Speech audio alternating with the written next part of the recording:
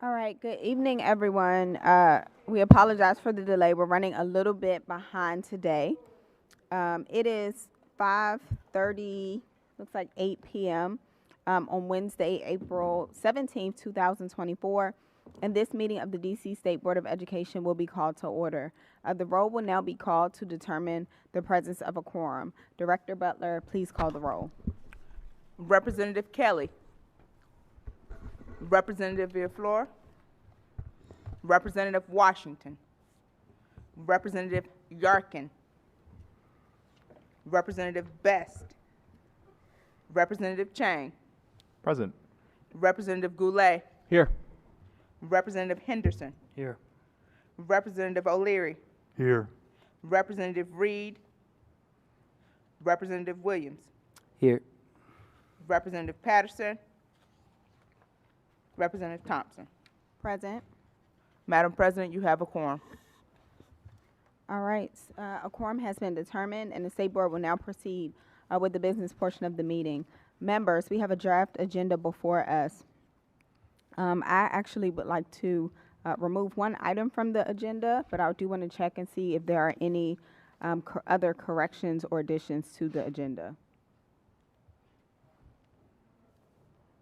Okay, seeing none, I'm actually going to move that we table the vote for the SEL standards until our next meeting, and I'm going to ask for a second. Second. All right, it's been properly moved and seconded. I will ask for the yeas and the nays. All in favor? All in favor? Aye. Any opposed? All right, the motion is approved. I see I have this twice. All right, we now have the minutes for our April 3rd working session. Is there a motion to adopt the minutes?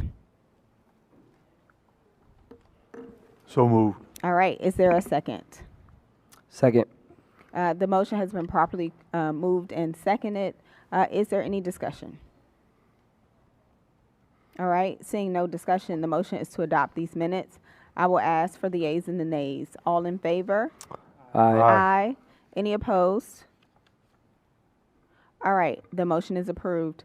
Good evening. On behalf of the D.C. State Board of Education and its members, I want to welcome our guests and the viewing public to our public meeting. The State Board holds its regularly scheduled public meetings on the third Wednesday of every month at the Old Council Chambers at 441 4th Street Northwest. Our meeting is also being broadcast live via the District Knowledge Network. Over the last month, the State Board has given testimony at our annual budget oversight hearing and met with the State Superintendent's Office to discuss how we can support implementation of the financial literacy standards and what items OSSI has on its agenda for the summer months. This evening, the State Board will hear from 16 public witnesses. We look forward to hearing from you. We encourage the public to sign up every month to share testimony, As a reminder, sign-up closes 48 hours before the public meeting, and the link can be found at www.sboe.dc.gov. The next public meeting of the State Board will be held on the 15th of May. At this time, I'm going to turn to OSSI's Assistant Superintendent Elizabeth Ross. I'm so used to saying to Superintendent Grant. So I am turning to Ms. Ross to give remarks on behalf of OSSI. Thank you so much. Thank you so much, President Thompson and members of the D.C. State Board of Education. I'm Elizabeth Ross, and I lead the Division of Teaching and Learning at the Office of the State Superintendent. On behalf of Dr. Grant, who is out of town and sends her very best regards, as well as her apologies that she couldn't be with you this evening, I am pleased to provide an update on some of OSSI and the board's shared priorities. April is Financial Literacy Month. I'm pleased to begin my remarks today by acknowledging the board's passage of SR 24-9, approving the District of Columbia's financial literacy standards. After months of research, public engagement, drafting, and revisions by OSSI, we are excited that the board adopted the district's first ever set of financial literacy standards. The standards, which are organized into 5 sections: earned income, saving and investing, spending, credit, and managing risk, will help provide students with the knowledge and skills they need to successfully navigate financial independence upon exiting high school. The standards will support a standalone elective course for district students in grades 9 through 12 and will be implemented beginning next school year. OSSI is already hard at work developing implementation supports for district educators. District educators and national experts have provided enthusiastic support for these standards, and we are working diligently to support our LEAs and our educators in implementing them. As I sit here before you, I know that the board is also considering, and I'm glad that we have been working together, on social emotional learning, or SEL standards. SEL is the process by which individuals acquire and apply the knowledge, skills, and attitudes to develop healthy identities, regulate their emotions, achieve their goals, develop empathy for others, build healthy relationships, and make responsible decisions. Over a 3-year period, OSSI has collaborated with national experts to develop the district's first set of SEL standards, covering kindergarten through adulthood. The State Board of Education has been instrumental in that feedback process. Our standards are stronger and smarter because of the feedback your team has provided. I want to stamp that publicly, and I want to thank the board for your thoughtful edits and feedback. The standards incorporate 5 competency areas: self-awareness, self-management, social and cultural awareness, relationship skills, decision-making, and agency. Each competency contains a number of skills each student is expected to work towards, including in areas such as conflict resolution, developing a growth mindset, valuing diverse perspectives, and connecting one's actions to the broader community. Becoming an empathetic and responsible person is just as important as mastering geometry and DC history, and I'm excited to continue working with the State Board to ensure that we are able to adopt the district's first set of SEL standards later this spring. Thank you for the time and space to share remarks on behalf of OSSI this evening. Given the work that my team is leading around financial literacy and SEL standards, it's really nice to be here. The State Board and OSSI are both stronger when we work collaboratively on issues such as these standards and identifying the $670,000 for the continuation of the district's special education hub, housed at the State Board, as proposed by Mayor Bowser in the FY25 budget. With this continued collaborative spirit, we will continue to make progress for the district's learners and families. I wish you a wonderful evening tonight, and thank you again for your consideration. No worries. We really appreciate you, Assistant Superintendent Ross, for filling in. We are always happy to see you at our working sessions, and it's a pleasant change to see you up here on the dais with us at a public meeting. Thank you so much. We always appreciate OSSI's continued partnership on many important policy issues for our students in schools. But tonight, we actually have a panel on the budget. I'm going to shift gears and welcome tonight's panel of experts who will share their feedback on the proposed FY 2025 budget and its potential impact on schools and students. We are excited to hear from Ariel Johnson, Executive Director of the DC Charter School Alliance, Jacqueline Pogue Lyons, President of the Washington Teachers Union, Erica Robertson, Policy Analyst at the DC Fiscal Policy Institute, and Yesham Sayan, Executive Director, DC Policy Center.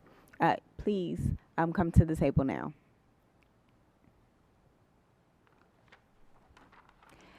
Each of you will have up to 5 minutes, and then we will move to one round of questions from the State Board. We will begin with Ms. Johnson, so she should sit at the end of the table.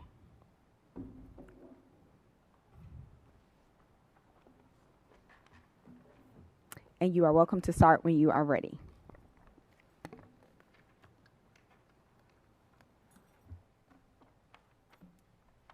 Good evening, Good evening, President Thompson and esteemed members of the State Board of Education. My name is Ariel Johnson. I am the Executive Director of the DC Charter School Alliance, a local nonprofit that advocates on behalf of every public charter school to ensure that every student can choose high-quality public schools that prepare them for lifelong success. I want to start by sharing how proud I am of the charter school's work to improve academic outcomes for their students last year. Our PARCC results revealed that charter schools presented some of the highest and most significant growth in student achievement over the previous year. 8 out of 10 schools with the most significant growth in ELA were charter schools, and 7 out of 10 7 out of 10 schools with the most significant growth in math were also charter schools. Additionally, IC School Report Card, which provides a holistic view of school performance, reveals that the top 10 schools with the greatest improvement in attendance and the top 5 with the lowest chronic absenteeism rate for at-risk students are also charter schools. We are also very proud of our school's hard work in developing, refining, and implementing teacher compensation systems to ensure that they retain, recruit, and fairly compensate educators, which is vital to student success. So none of this work would be possible without the district's continued investment in the city's education system, but there is still progress to be made to ensure all students are proficient in reading and math. Only 55% of DC students have an adequate command of the content in reading and 43% do in math. The gap to close is even wider for our at-risk students with disabilities. 40% of at-risk students have an adequate command of the content in reading and 28% do in math. 21% of students with disabilities have an adequate command of content in reading, but only 16 do in math. Mayor Bowser's historic proposed 12.4% increase to the UPSFF comes at a critical time, as schools will soon face a fiscal cliff with federal ESSER dollars running out this year. Fully incorporating the ongoing cost of charter educator raises and focusing on supporting the students most in need by increasing the UPSF weights for students designated at risk, alternative students, and adult students are key to ensuring our schools remain adequately resourced. However, I must note that the annual 3.1% charter facilities allotment increase, which is necessary to ensure that we keep up with the rising costs to maintain and secure our school buildings, have been repealed for this year. These capital funds for major facilities upgrades include HVAC replacements, elevator installations, and the like. The proposed budget repeals this vital investment in schools and students after FY25. This annual increase is also critical for schools in complying with the terms of already established financial agreements, and I cannot emphasize that enough. These investments in public education are vital, and we encourage the SBOE to share your support for them with the council. Additionally, I want to acknowledge the disinvestment in the Pay Equity Fund. While it does not largely impact charter schools, one of the DC Alliance's pillars is that we work to recruit and retain high-quality educators for all students. The Pay Equity Fund has been a pivotal investment to ensure that early childhood educators are paid fairly and equitably. It also ensures that those educators can continue to live and work in the city they serve. Finally, the Pay Equity Fund has often been used to support retaining and advocating and advancing educators of color, which we know is critical to student success. Finally, I want to share our appreciation for State Superintendent Dr. Christina Grant for supporting our schools in the difficult job of ensuring strong academic achievement for students.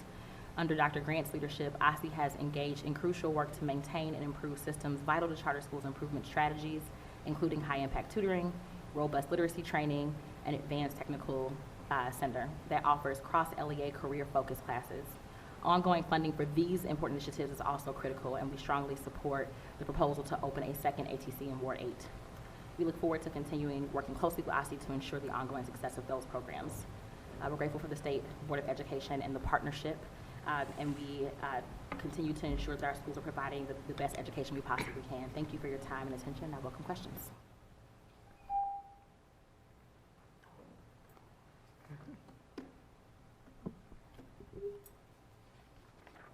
Thank you for giving me an opportunity to speak with you today about the city's education budget.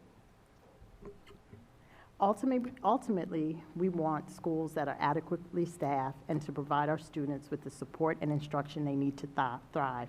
That is unfortunately not the case across the district. Achievement gaps are large, persistent, and growing. Student truancy and absenteeism are alarmingly high and increasing. We need more educators in our schools who can build strong relationships with students to help them get back on track. Unfortunately, this budget does the opposite. It cuts needed educators from many of our schools. It is unacceptable that the district continues to willfully violate the law with their budgets. The school's first in budgeting law seeks to protect individual school budgets from year-to-year budget reductions. Many schools are struggling to find ways to keep the same number of staff as the current year. Why? It's not 100% clear, but the best guess is that DCPS continues to pass central office costs onto individual schools. What other explanation is there for teacher costs on individual schools going up by 16% when teacher pay increases only went up 12%? My understanding of this year's budget is limited because DCPS is willingly violating a second DC law, the Open Meeting Act. In August 2019, BGA found that DCPS was violating the Open Meeting Act by failing to ensure local school advisory teams, LSAT meetings, that were public and that the materials discussed in those meetings were also made public. Yet DCPS is again failing to ensure the OMA regulations are followed. In fact, DCPS actively tells principals and LSATs not to discuss the budgets with their school communities. I completely understand the sensitive nature of school-level budget discussions. However, these conversations are part of the public record. What kind of example is DCPS setting to our students when they selectively ignore the law? As I stated many times over the last 3 years, our school communities, parents and students and teachers deserve engagement, concrete and transparent plans for how we will utilize the funds in the DCPS budget to support all students and close the city's long-standing and ever-increasing achievement gap. It is the WTU's position, and I hope the State Board of Education agrees, that parents, students, and educators deserve to know what is in their local school budget in a timely manner that allows individual schools and teachers, as well as parents, to make informed decisions. This should include additional funds that are being spent in the buildings that are outside of the regular budget. Unfortunately, DCPS has yet again failed on this very basic measure that prevents us from having a detailed, in-depth conversation about the specifics in the budget. Another item I want to bring up today, though I could go on for hours, is the WTU contract. Our city's teachers and our students deserve a fair contract that helps to ensure our city's educators are supported. And while I'm sure you'll hear that some of the cuts to our school budgets are because of increases being given to administrators and teachers under the terms of new contracts, I want to remind you that the contract has already expired, and that DCPS has largely failed to bargain in good faith with the WTU on a new contract, demanding that we meet at 5 a.m. in the morning and failing to respond in a timely manner to proposals that we put forward. We wholeheartedly agree with the mayor and the chancellor that it takes two to negotiate a contract.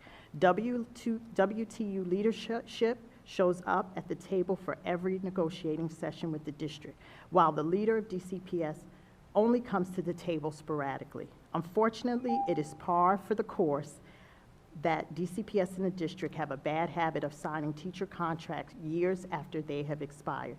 This leads to instability for our educators and for funding of our schools. When DCPS does come to the table, they unfortunately submit proposals that threaten to take away rights that teachers have had since 1968. Most of the rights ensure safe, protective, and productive learning conditions for students. I'd like to thank the State Board of Education for unanimously supporting a resolution for a timely teacher contract.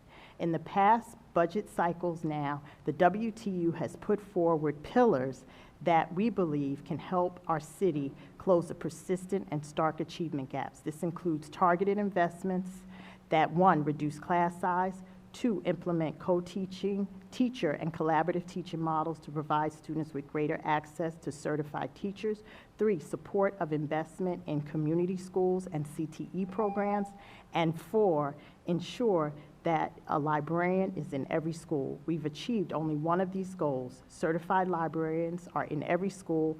That was largely due to the community and community pressure. The city's education budget proposal continues to lack clarity and transparent overarching strategies to address the stark achievement gaps. Thank you. WTU is also gravely disappointed that the city could see the elimination of the Pay Equity Fund. This fund provides meaningful compensation and health insurance to early childhood educators. This will also lead to turnover in the most vulnerable communities. Research has continued to show that strong early childhood programs is the foundation for success. I hope the city will take action and reject the budget put forward by DCPS to ensure that the schools first in budgeting law is followed. I'm available for questions, and thank you for giving me extra time.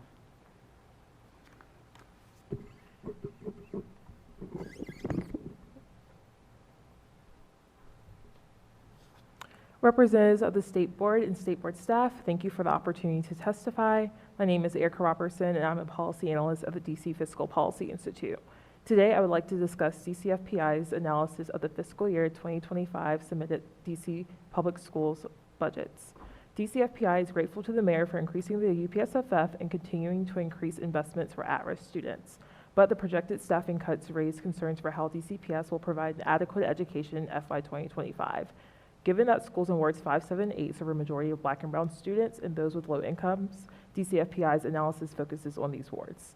Some of our key findings include that schools in wards 7 and 8 continue to face concerning enrollment declines, underscoring the need for DC policymakers to commit to investing in by-right neighborhood schools. Wards 7 and 8 have a disproportionate number of small schools. DCFPI continues to support the exploration of a small school weight to bolster small schools' ability to afford positions and programming. And last, 96% of schools in wards 5, 7, and 8 are losing staff, ranging from classroom teachers to custodial and other support staff. DCFPI urges the council to ensure that none of these schools lose staff in FY 2025. The council should work with the mayor moving forward to create a school budget model that ensures stability and adequacy after accounting for labor and inflationary increases. Declining enrollment in by-right neighborhood schools, particularly those east of the Anacostia River, is leading to sizable losses in full-time staff positions, causing instability that will likely harm students' outcomes for those already facing the greatest barriers to academic success. In the mayor's proposal, 56% of schools in Ward 7 and 8 will lose general education FTEs. Without increased investments in by-right neighborhood schools, enrollment declines will continue to cause budget instability. Continuous enrollment declines in Wards 7 and 8 have resulted in a disproportionate number of small schools in these wards. These schools are more expensive to operate and have an unfair burden of fixed costs relative to medium-sized schools throughout the district.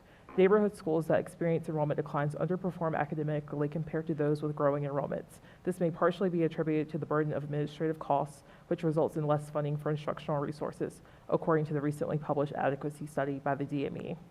DCFPI has previously testified on the issue of enrollment declines and continues to support the exploration of a supplemental weight through the UPSFF for small by-right neighborhood schools. Nearly all schools in wards 5, 7, and 8 are facing staffing cuts. While some school staffing cuts seem to be in response to projected enrollment declines, this is not the case for all schools, particularly those in wards 5 where all schools have a projected increase in enrollment. Staffing cuts lead to negative outcomes like students losing access to caring adults and the loss of key programming for students. Staff help create the culture of schools, and students are more excited to go to school when they know they will be greeted by a welcoming adult.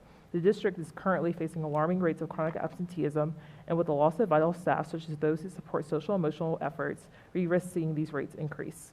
The council must invest in adequately staffing DC schools and ensure stabilization of key staff year over year. To truly address school budget stability, DCFPI urges the DC Council and education officials to fund an equitable vision for and commitment to neighborhood schools. Failure to implement a school budget model that ensures stability and adequacy after accounting for labor and inflationary increases undermines the goal of education equity throughout the district.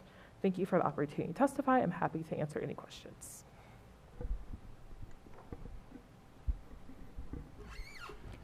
Good evening. Moved away. That's it. Good evening, President Thompson and members of the State Board of Education. My name is Yeşim Sayın. I'm the Executive Director of DC Policy Center. We're an independent, nonpartisan think tank focused on advancing policies for a growing and vibrant city. I'm going to talk at a very high level. I'm not going to throw a whole lot of numbers at you. My testimony has a lot of footnotes. We're all suppressed all the numbers.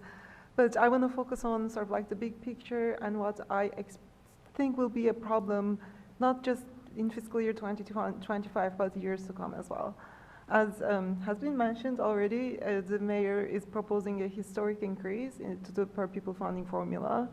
It's 12.4%. This translates into about 2.45 billion in spending on our LEAs, public education system. Last year we spent 2.7. The reason we're seeing this decline in actual funding is because we're losing first ESSER funds. That's brought in about $540 million into the school system over the last 3 years.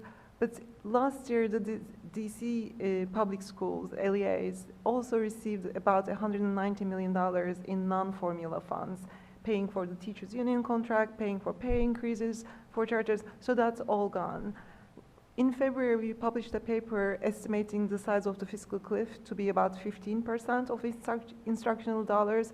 So obviously 12.4% is smaller than 15%. That's why we're seeing all this stress. Each LEA will experience this differently. I think it will depend on, first, as Erica mentioned, small single-site LEAs will have a harder time because they have a larger overhead compared to the instructional spending. It will also depend on how much ESSER funds LEAs spend, how they spend it, how much they can carry over, and what they plan to do with these carryover funds. We have now more relaxed rules about carryover funds, and that can land to a softer landing. LEAs with a larger share of economically disadvantaged students will experience larger losses because they got a disproportionately higher amount of federal fiscal aid. The mayor is proposing to increase the at-risk weight, and that adds about $880 per student. That's not nothing. But again, if you if your population is 90% at risk as opposed to 30, you're going to experience this very differently. LEAs losing enrollment, obviously, as Erica mentioned, will also experiencing a difficult future. We see that this is largely going to be early grades. During the pandemic, a median elementary school, the first 3 years of the pandemic, they lost 12 students but add 3 staffers.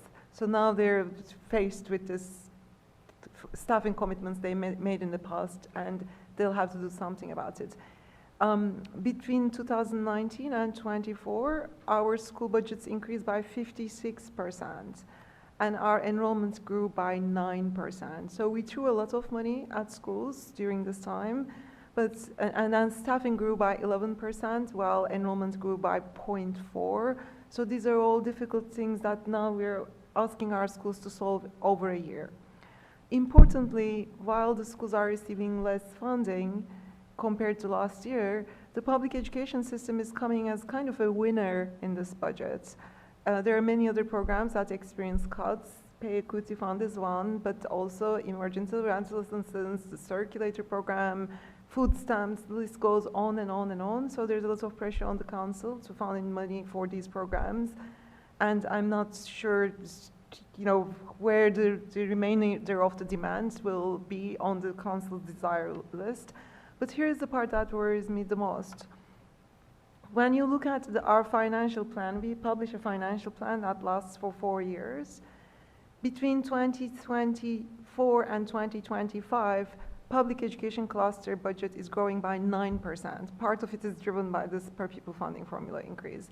The projected growth in public education funding between 25 and 26 is minus 2%.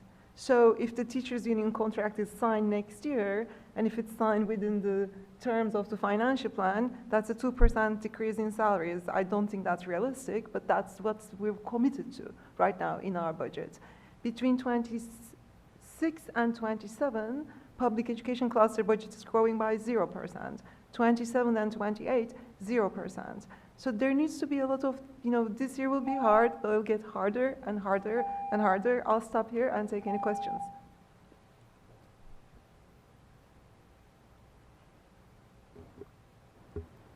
All right.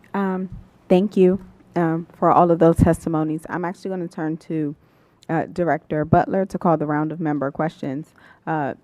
Here's all the friendly reminders. Each member will have 3 minutes.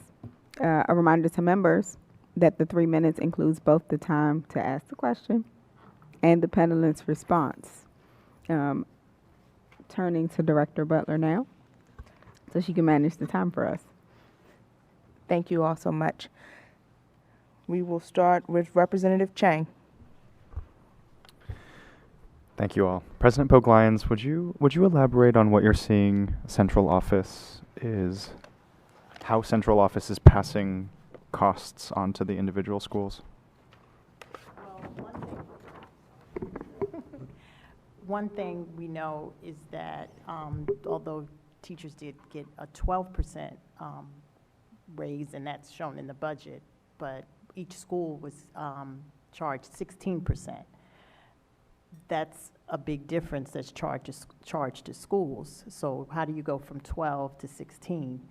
Also want to mention that there are a lot of costs that happen downtown, meaning when you have a new teacher and you have to go through onboarding and you have to go through, say, IDs and criminal background checks and all that kind of stuff, those costs are passed on to the individual schools, although that's taking place at central office. That can cut into a school's budget.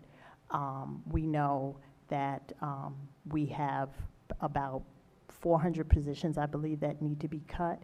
Most of a large part of those positions are going to be in individual schools. So we could lose up to 250 or 260 teachers in each of our schools in the city. This creates a lot of instability.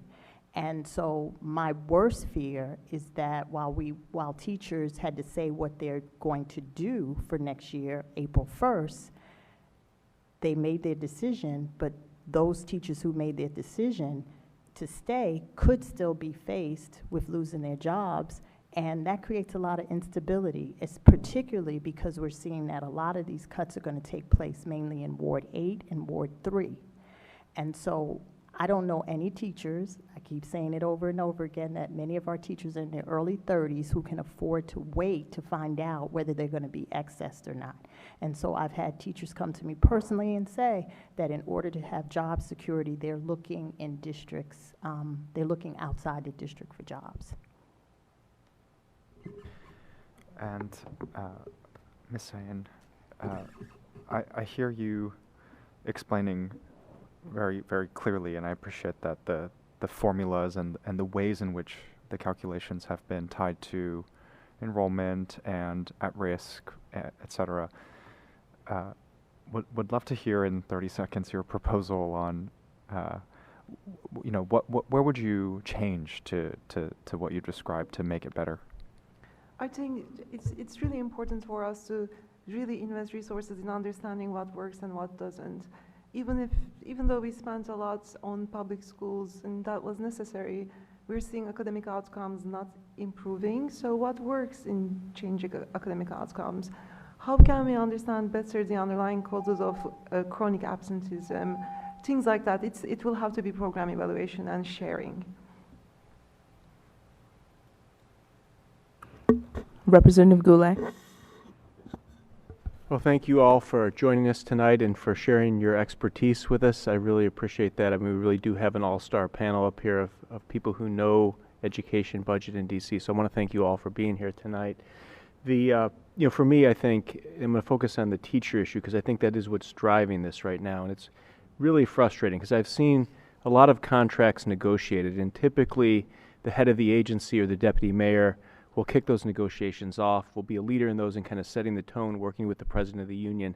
And in my impression, we just haven't seen that here. And it's very disappointing. I mean, what we're seeing right now is the cost of teachers going up from a little over $109,000 salary and benefits in FY24 to the average price at being over $133,000 this year. It's a 22% increase. And that's driven by three factors. One is that we got 4 years behind on the teacher's contract, basically. So that approval, as Yesem mentioned, is outside of the regular budget. It was approved after the budget and is now being crammed in. The contract's expired again this year, and then we're doing it for FY25, which is the year after that. So we're trying to cram an unprecedented 6 years of inflation increases into one. So, I mean, I don't really view the 12.4% as unprecedented. I think it's really trying to clean up mistakes that have been made and not doing things in a timely fashion, which is really, to me, a lack of leadership, and it's frustrating to me. What we're seeing is 22% there and 19.8% for principals. So, because they're having 5 years, not 6, but 5 years crammed into one. So that's what's driving the budget here. So my schools initially were confused. They're saying, well, we've got, this big increase. Why are we seeing 65.2 teachers cut from Ward 3? Well, and it's because of this. And we added money during the pandemic, we added positions, but we didn't keep pace with our contract negotiations. And now we're coming back and cutting those positions we added. It's not being done, though, in a way that I think is fair or sensible, and it's hurting our children. So that to me is a huge issue. You did mention the Schools First in Budgeting Act. I mean, I think this year's a little different than last year because they just repealed it altogether in the Budget Support Act. So there's no legal violation this year at all. Council can't even claim there's an alleged one. I think the law is legally insufficient to begin with, because I don't think the council has the power to tell the mayor what she's got to submit budget number-wise, even if it's by a formula. But I think what we need to focus on is making sure that the mayor submits budgets that are adequate, and that those are done in a way where we don't get behind on these costs. So I've expressed this to Deputy Mayor. I said it at the Ward 3 EdNet meeting, and I'm going to keep saying it, but I really just want to thank you for your leadership in vocalizing it tonight. I'm going to stay on top of this. I mean, you all did an excellent job, so I don't really have any questions, but I want to keep on this because we need to add the money back for the Pay Equity Fund and to the UPSFF for both sectors, DCPS and charters. So thank you all. Thank you. Representative Henderson. Thank you all for your testimony. Ms. Johnson, real quick, have you received any assurances from the administration about the facilities allotment that it will be a priority in subsequent years? The Deputy Mayor did address this in a council hearing, saying they have plans to put it back. But the challenge with that is that we already have schools who have investments with their financial lenders, with that 3.1% as a part of their overall budget. So if they're going to a financial institution and that institution is saying, okay, we know you So just the uncertainty of it. Yeah. We're already at a point where you're putting them in a really tough spot. So we can hope that it's put back, but we don't have any assurances of that.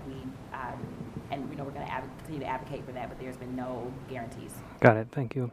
One of the things that strikes me every budget season going back, before the pandemic, is this kind of dichotomy between, like the charter sector seems to always praise the UPSFF increase, and then on the DCPS side, we again see it resulting in cuts. I guess to any of you, can you help me understand like that difference? Like what is it that's, President Lyons, you talked about the central costs. Does it also have to do with teacher pay? Like why else do we see that discrepancy? Well, I'd also, because I discussed what costs are put onto the individual school, but I also must say that people need to remember that there's a lot of instability that's brought about by constantly signing contracts late. People need to remember that the contract that we received, yes, we are happy that we got it. Yes, it was something that we've never received in a lot of different ways, but it was 3.5 years late. And the contract before that was 5.5 years late. That creates instability for the city budget as well as individual schools and their budget. And I just want to note, so while yes, we are grateful for the increase, I think this is said multiple times, it is still effectively a cut, right? Both for DCPS and for public charters. We have a number of schools. I can think of 3 schools right now actually in your ward that are going to cut a significant amount of staff this year. They're just going to have to. But frankly, I thought it would be worse. It needs to be better.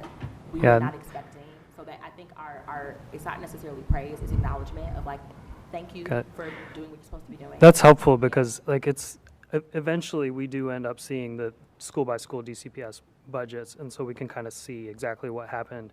It's harder to know on the charter side like what the effects are, and so it's helpful to hear at the school level and from you like to articulate what the sacrifices are going to be for our families. Thank you. Representative O'Leary.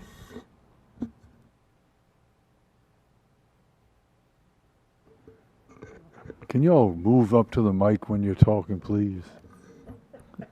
I know everyone can hear me, but I'm old and I'm deaf and I have trouble hearing what you're saying. I just have a couple of questions for the panel. ESSER funding. When the pandemic hit and we got all this money from the federal government for ESSER funding, it seemed to me from the beginning that some schools weren't spending the money and some schools were spending all of the money and everything, and it wound up being the old story about somebody said he didn't have any money in the bank, and he said, how could I not have any money? I still have checks. And I feel as though that's where we are right now. We're still talking about well, we had to fix the budget out because we don't have ESSER funding coming for the next year or the next 2 years or anything like that. But that should have been planned for from the beginning.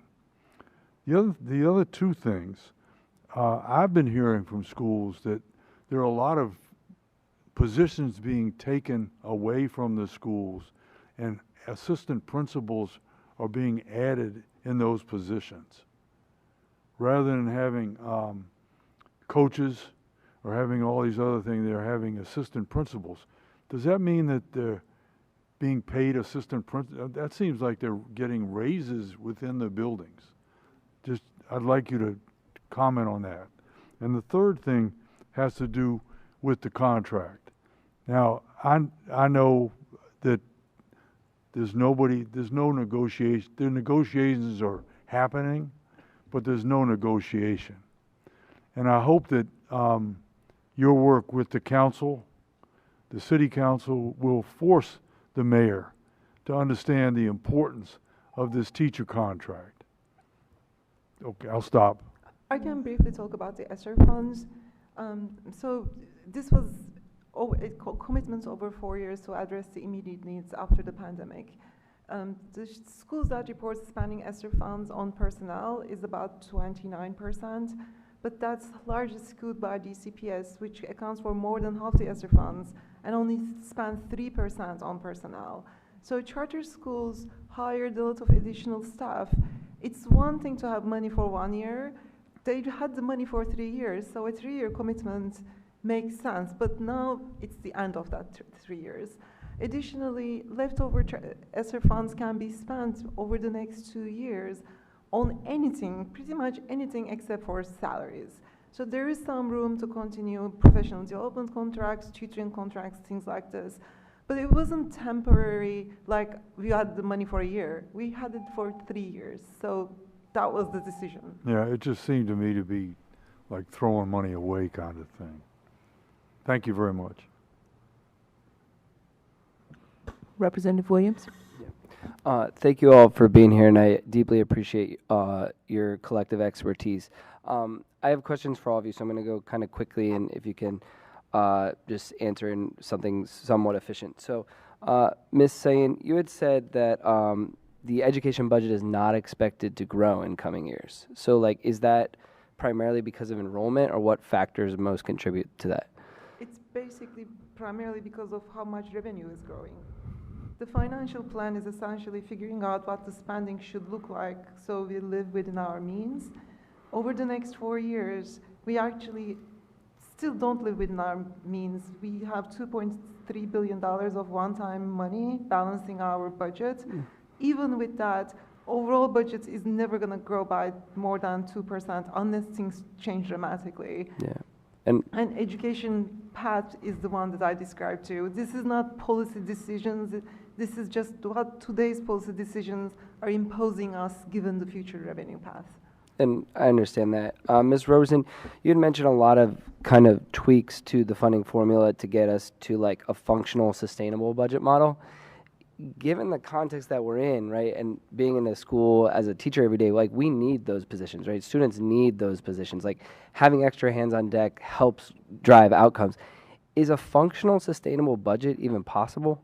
Or like, if so, like what would, what would be the things that you would point to so that, small schools east of the river aren't continually underfunded? Just if there are a couple of things that could help.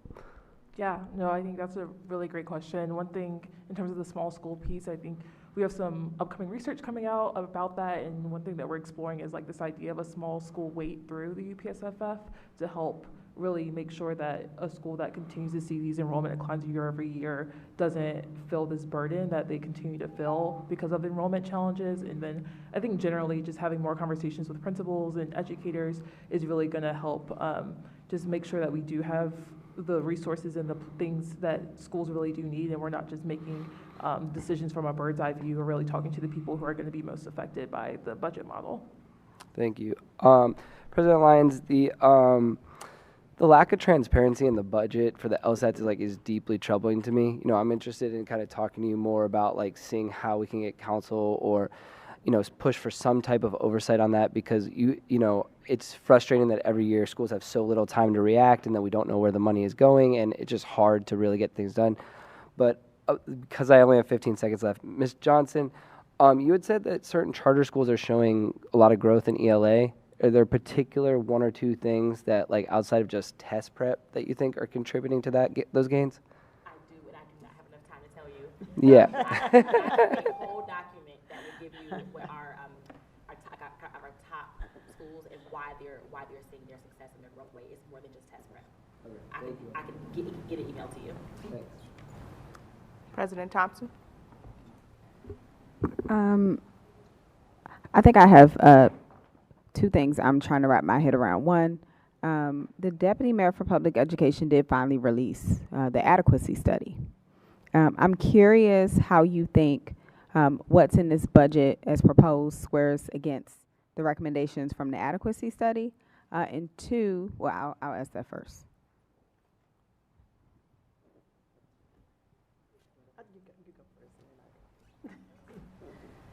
The adequacy study is tough. So I think the first challenge with it is that it only includes 1 year data, missing some significant DCPS data to compare. And when you only have a 1 year cycle, you don't account for the cyclical nature of how budgets work. We would have loved to have seen a budget that was more comprehensive, or a study that was more comprehensive. And we pushed the DME on that, and we just could not get there. So I don't think the adequacy study is actually a strong example or a foundation for how should we be thinking about budgets in the future. The CFRS data is not complete. I will agree, and with that, and because of the time, I'll also say that when we compare ourselves to other districts that are about the same size, meaning San Francisco, Boston, more transparency on actually what we're spending at central office. We spend far more on central office than any other cities that compare to us, especially when you think that there are over 800 people who work at central office, and what is the transparency of what they actually do, and is it effective, and would that money be better spent on having actual boots on the ground in the schools, especially when you compare other cities and the percentage of the money that is spent in central office in other cities like Boston and San Francisco that are comparable to ours, and what we spend in Washington, D.C. Just very quickly, I think those are all great points, but one of the things that stood out to me from the adequacy study is the study also recognized the need to do a lot of program evaluations, pointing out that this past spending path is not sustainable. So I just wanted to emphasize that to me resonated with me.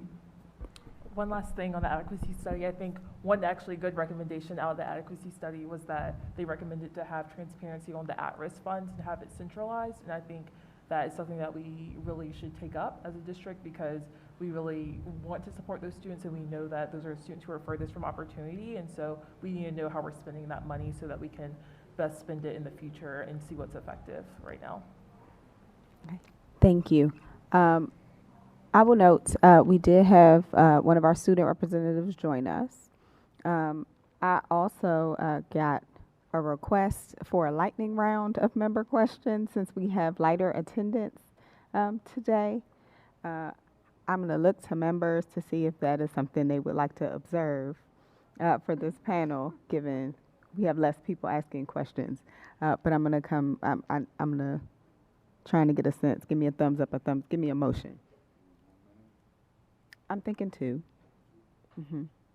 Is that amenable? Okay. I'll defer back to Director Butler. Hi, staff. We're going to go to 2-minute timed rounds. Okay. Michaela, you have any questions? No, not really. Thank you, because I got here late. Okay. We are going to go to a second round of questions for members. The time on the clock is now 2 minutes, and we will go in rotating alphabetical order. I have a list here. It's broken down. We will start with Representative Goulet. Great. Thank you, President Thompson, for the extra time here. We'll start with you, Ms. Seam. issue that you mentioned about the sustainability issues, we need to look at other reductions as we move forward, which is a really scary prospect with the cuts we're seeing to teacher positions right now. Is there any guidance you would have, kind of looking at the challenging fiscal situation and how we might get there? I think this is a problem bigger than just the public education sector. We invested a lot in federal funds to create new programs and grow them. I think the first step is to take a look at them and see which are working and which are not. Then take a look at the biggest programs and do an evaluation of those programs. This needs to be a practice. Program evaluation should be a practice. We now have agency evaluations and very rare program evaluations. But to solve the structural deficit we have in the district's budget, we have to cut. Yeah. And getting back to what you mentioned, President Poglines, the issue of the funding shifting back. This has been this push and pull between the council back and forth with these administrative costs, which I think accounts for about like 3 or 4% of the increase. So when we hear a 12.4% increase, it's not only that we're having to add in 12.5% for the approved teacher raises, which weren't budgeted last year, that it's roughly about 3 to 4%. Do you know the specific amount per teacher that we're doing in administrative costs that council put in central and is now shifting back this year to our local schools? Right. The only thing I can say is that the amount that they're saying that it's being shifted to the schools is not 12%, but 16%. That's what they're putting into the average salary. So what we actually got was 12, but why is each school putting into their budget 16%? And that's where we need more transparency and why is there that shift? Well, and I'll be glad to work with you on that, because the amount per teacher is going up 22%, which is even stranger then. Because if 16% is going back, what they're charging schools 22%, there's a large disconnect. So I'd love to work with you to unravel this mystery. So thank you.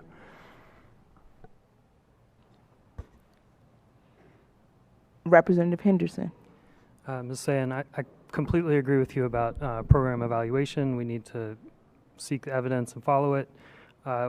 Where do you see that happening? Like who should be doing the program evaluation, and who has the budget to do that?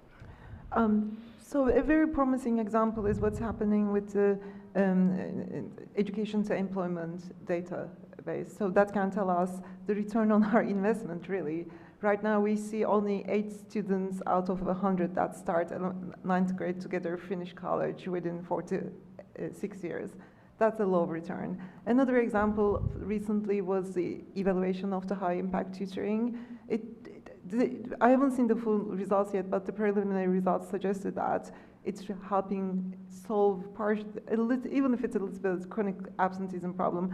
That's a valuable data point. So if I'm a principal and I'm trying to sort of figure out where to put my $100, now that's a valuable proposition. So those are 2 examples. And my understanding is that was funded through a grant from OSSI to Stanford. Yes, there was $35 million in tutoring, and there's another $4.8 million going into high impact tutoring this year. But I mean the study, the evaluation right, is also funded. And it was integrated into the program design. Right.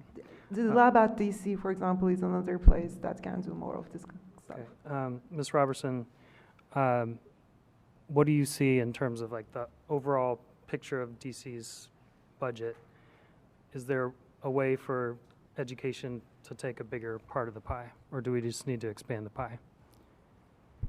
I think education already takes a very large part of the pie, and I think there are like so many other programs that are very connected to a student to help them thrive that would love to see those expand, but also would love to see education expand too. So I don't think it's a one or the other. I think it could be both and.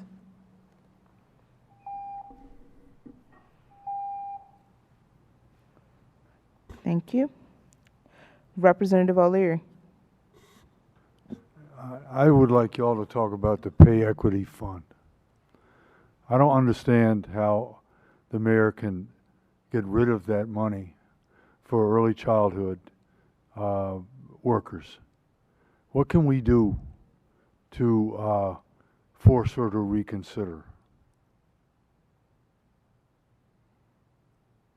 When I say we, I'm not just talking about us.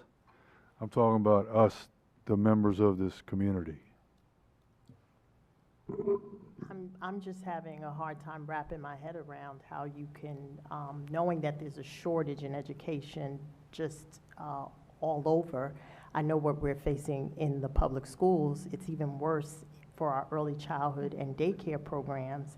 And there's a lot of talk about how important early childhood is, but where's the action? I think people need to, you ask how, I think people need to get in the streets, because all the research has said the foundation of success for students is early childhood. And literally, it's sad when you think that these people could go to Target and make more money, or go to Walmart and make more money. And we're not thinking that healthcare and a living wage is important to keep these people who are trying to educate our most valuable and precious gifts that we have. We need to get out in the street. I don't know what else we can do. It's just, it says a lot about our society that we don't think it's important. Two years ago, the council increased income taxes on high-earning households to pay for pay equity fund, housing vouchers, and an increase in earned income tax credit match. All these three programs are cut in this budget. If we do not solve the underlying structural problem, we can raise the taxes to pay for it again, and next year we'll find ourselves exactly in the same position. Thank you all. Representative Williams. Yeah, I guess I'll pick up where you left off. So when you say the underlying structural problem, are you talking about like the commercial property taxes, or like what things that are limiting the amount of money that we can put into the education budget? Between 2025 and 2028, in the next 4 years, there's not a single year where our recurring revenues can pay for our recurring expenditures. The gap is $2.3 billion. So let's say the council wants to pay for $150 million for pay equity fund and all of that stuff. If they cut something else and pay for these, they trade one unhappy constituent for another, but the underlying problem is exactly the same.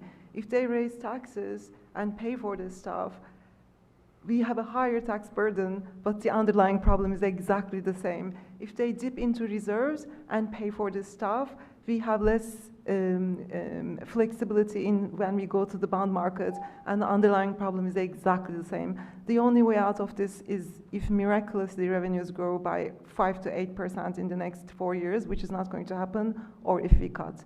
It's not easy to say these things, but that's the simple reality we're looking at. Yeah, and I found it compelling too that you were talking about kind of, you know, looking at what works and what doesn't. But at the same time, when I hear President Polyons talk about community schools and knowing, you know, the need for community schools and wraparound programs and the level of counselors that our students need recovering from a pandemic, I mean, we also can't not provide those resources. So, like, what areas do you see could be cut in education or could be cut elsewhere to be able to make these things possible? I really don't know what we should cut because we don't really have a good evaluation of the programs. That's the point that I'm trying to make. We know that mental health needs are there. We have invested in mental health. But what questions should we ask to understand what is working and what is not? We put a lot of money in housing vouchers, tax incentives. This is not, I'm not trying to pick one side over the other. I'm just saying this is going to be necessary. Thank I you. believe more transparency in where the money is being spent at central office. There are tons of contracts, and unfortunately, it's like an alphabet soup in the schools of the programs that teachers are using, and we don't know the value or the effect that it's having on our kids. So I would say it's transparency, especially when you think about the fact that we're valuing sports teams, but we're not valuing early childhood. What does that say about us? Thank you. Representative Chang. Ms. Robertson, I understand your concern around staffing cuts, particularly in Ward 7 and 8, and particularly given this more macro level conversation, I'd appreciate if you would elaborate on how you think we should fill or replenish the funds for that staff, and I'd also appreciate your take on what Ms. Sayan has been saying on this structural problem and how we address that. Yeah, Thank you for the question. So in terms of staffing cuts, I think it's a school level conversation, right? So I think if we could replace all of them, that'd be great, and that would be like, everyone would be happy, but we know in the budget season that we're in that that's probably not going to be the case. And so just having conversations with school leaders and, you know, people in the school buildings to really understand what is really priority for them moving forward. And some of these cuts are not necessarily filled positions, so that's something else that we don't have transparency about. We see that there's like all these staffing cuts, but some of them are actually filled positions. So really needing to understand, DCPS is running an audit right now about, you know, which ones are filled, which ones are vacant, so that can clear up some of that as well. And then to your second question around the underlying issues, I mean, I think there are a lot of underlying issues, structural, systemic issues that go into education, but go into other sectors as well. And so I think we're in a tough budget season, and I think raising revenue is the right thing to do, and raising it in an equitable way that doesn't put the burden on low income and Black and brown families that have traditionally struggled. So I think there's a lot of ideas floating around through different advocacy organizations about ways that we can equitably raise revenue to help fill some of these gaps for pay equity fund, for education, for housing, and other sectors as well. And so I'd be happy to share with you all some of the revenue raiser ideas that DCFPI has. I'm not a tax expert, so don't want to speak on them right now, but I will share that with you. President Thompson? So if people are paying attention, I'm out of alphabetical order because I'm always last. My second question I was going to ask is actually about ESSER funding. I know that both the DC Policy Center, you all released a report about the end of ESSER. It has some very specific recommendations in there. I'm curious if you want to start, but also if other people have suggestions for how we maybe roll down the hill instead of falling off a fiscal cliff. Right. So the good news is the day we released the report was the same day where the mayor announced a 12.4% increase. So some of those recommendations maybe it is not as urgent. But I think with respect to the ESSER funds, there is a provision now that allows schools to spend whatever they couldn't have spent in the past over the next 2 years. I think that creates a soft landing, so taking advantage of that. But one thing I would focus on is transparency in communicating these to parents and stakeholders and be very intentional about it, because eventually these difficult decisions will continue, and if schools can communicate what needs to happen as early as possible, as transparently as possible, and seek community feedback, that will go a long way in creating sort of helping schools make better decisions. I would just add that I think at the school-based level, there are schools who are trying to roll, and they're doing that by cutting their staff now. And it's an aggressive choice to cut any staff member at any point, but that is their way to get themselves to a soft landing and rolling folks off incrementally.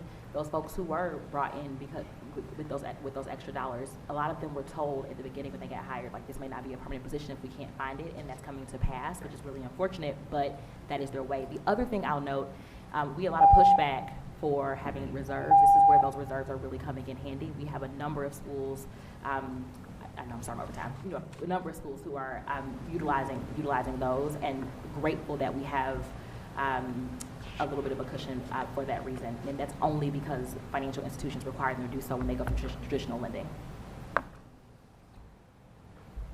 Thank you. Representative Kelly, do you have any questions before we? No, but thank you for sharing your testimony. Thank you.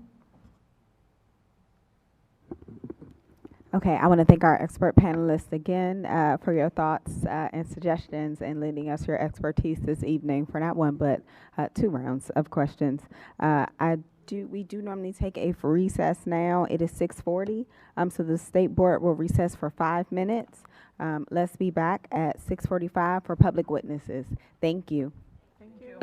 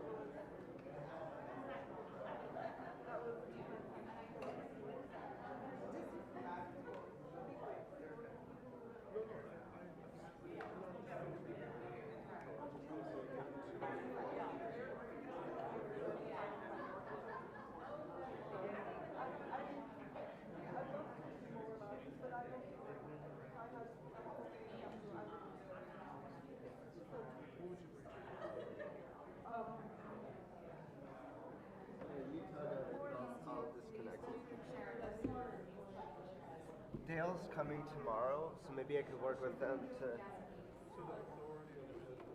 Oh man, okay.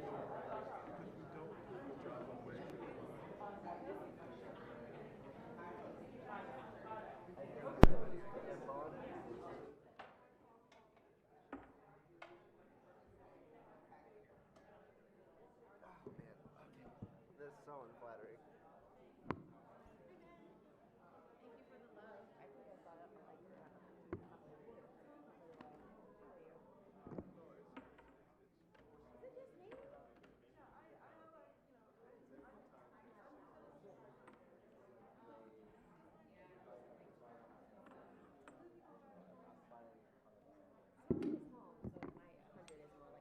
Definitely. Thank you so much. It's all good. But yeah. Yeah, let me know. Can you hear me?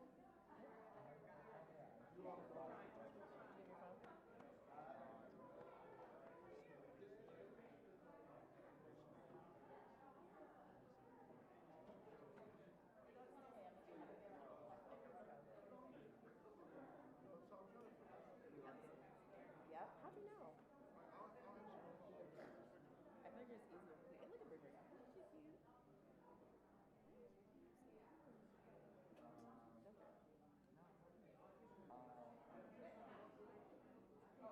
Because I never, because sometimes I always like ask, I never know folks who are like, you know, always.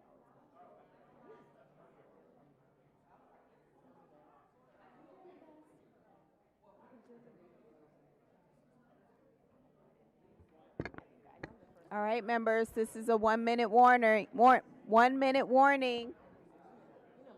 Members, this is a 1 minute warning to start making your way back Members, to the it's a dais. 1 minute warning. Why is my mic not as intense as that one? This budget is disrespectful to Renee.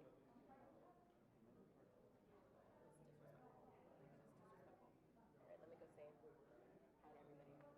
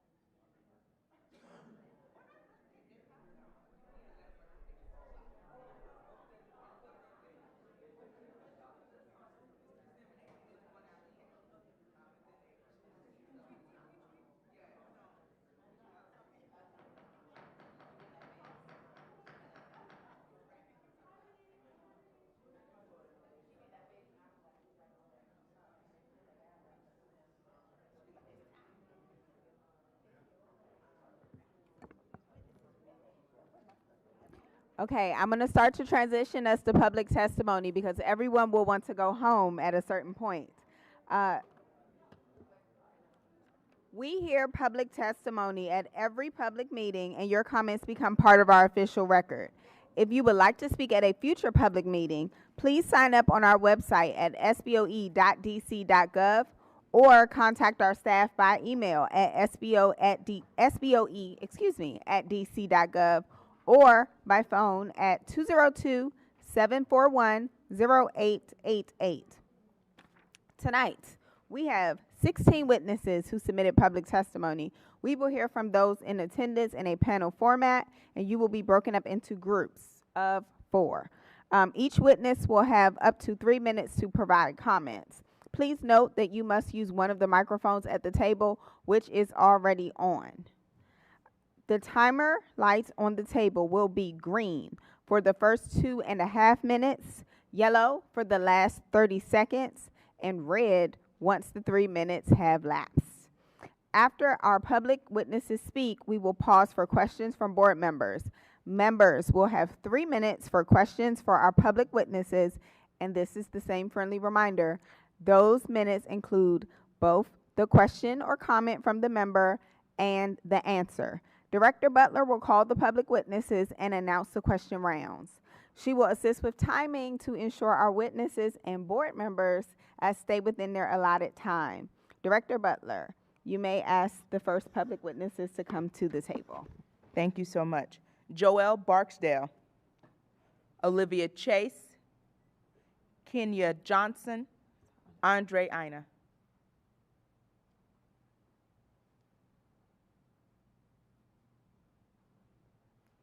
I saw Olivia. I don't see Olivia anymore. Okay, so there's one. Okay. Javon Johnson. LaDon Johnson. Maya Martin.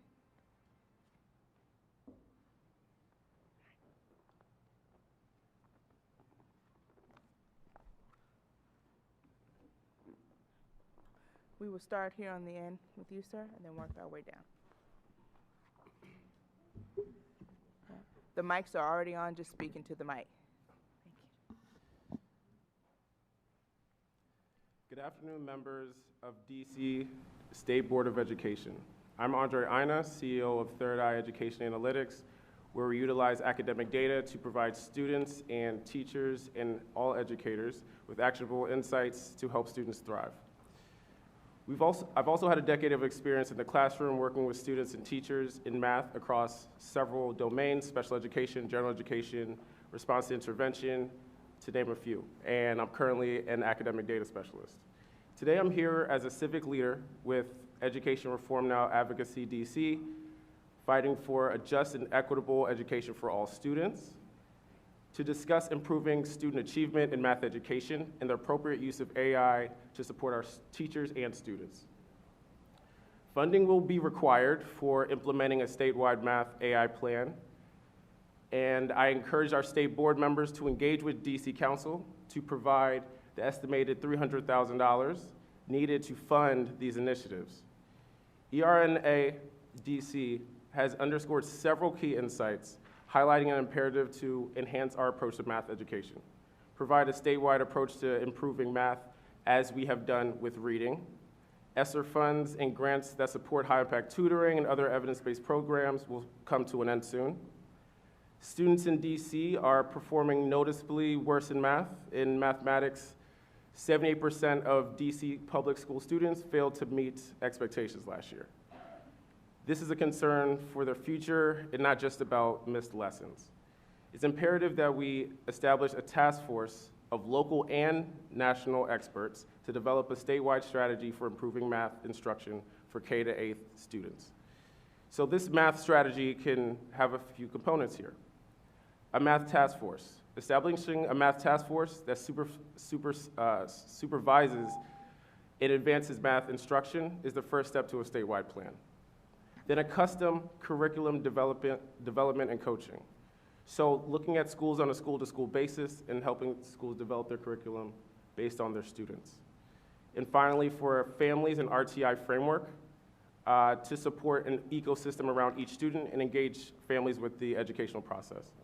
As far as the AI strategy, we believe that developing educational policies and frameworks, establishing regulations and ethical applications in educational settings, making sure that AI tools are used to enhance and not replace the human components of instruction and learning, and providing teachers and administrators with professional developments to ensure that they have the required skills and expertise to properly use AI tools in their teaching activities, and teach their students about ethical AI use, such as the limitations of AI-generated content and the value of academic integrity. Thank you so much, sir.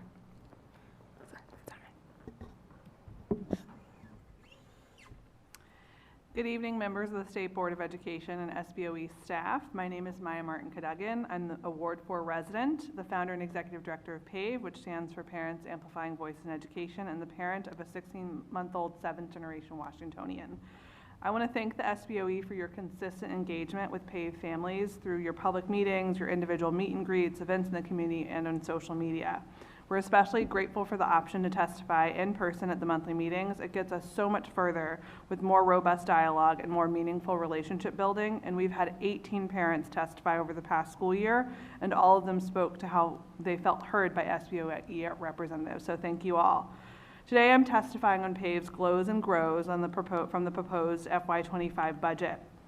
PAVE has been involved in improving safe passage in the district since 2016 when it joined the Office of the Student Advocate Safe Passage Working Group under then Chief Student Advocate Faith Gibson Hubbard. Last June, PAVE parent leaders voted to prioritize safe passage as one of their top policy issues for this year, given the volume and severity of incidents youth witness or experience as they go to and from school. In their work to develop their safe passage policy solutions, PAVE and our parent leaders formed coalitions with school leaders, policy experts, community organizations, and students to ensure their statement truly reflected the need and vision for communities across DC. In terms of the glows from the budget, we were very glad to see the sustained investment of $9.7 million for the Safe Passage program through DMPSJ. We were also happy the budget maintained $7 million in funding for the DC School Connect program because we've spoken to many students and parents who have access to that program and have had great experiences with it. Next, we'll discuss our grows for the budget. First, we need more resources to improve coordination between safe passage entities, which we hear from most folks, whether or not those are students, parents, teachers, or leaders, that they're doing this work in a silo. We're especially grateful to the Office of Student Advocates' partnership around safe passage. They're taking the lead on hyper-local meetings, and we just want to advocate for them to get more funding because they're doing a lot of work around safe passage. And so we'd love to see the SBOE coordinate advocating for increased resources for OSA so they can engage in this critical work.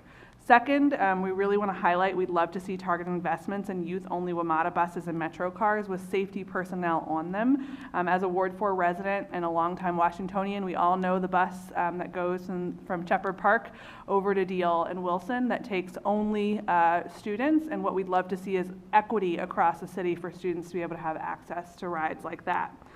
Third, PAVE parent leaders are calling on MPD to expand their community policing model to include training on youth-focused interventions, so responding to youth in crisis, restorative practices, de-escalation. And last, we want to see more resources and supports for crossing guards at all of our schools. We thank you and know that funding is tight, but appreciate that you're continuing to prioritize students in this budget and not allow any cuts to rest in the communities that need it most. Thank you. Thank you.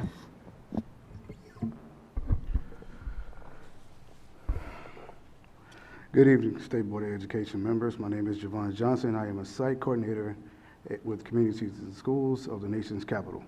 I've had the privilege of working closely with students, families, and educators, first at CIS Texas, and then after relocating to DC, Stanton Elementary School, and now at Cardozo Educational Campus.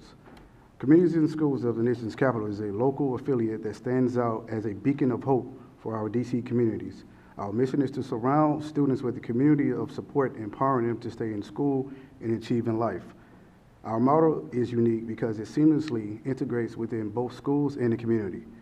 During my tenure at Stanton Elementary School, I recognized a critical need to address the chronic absenteeism and truancy, challenges that jeopardize the well-being of our success of our youth. Now at CIS site coordinator at Cardozo Educational Campus, I continue to provide case management support to combat chronic absenteeism and address increased violence.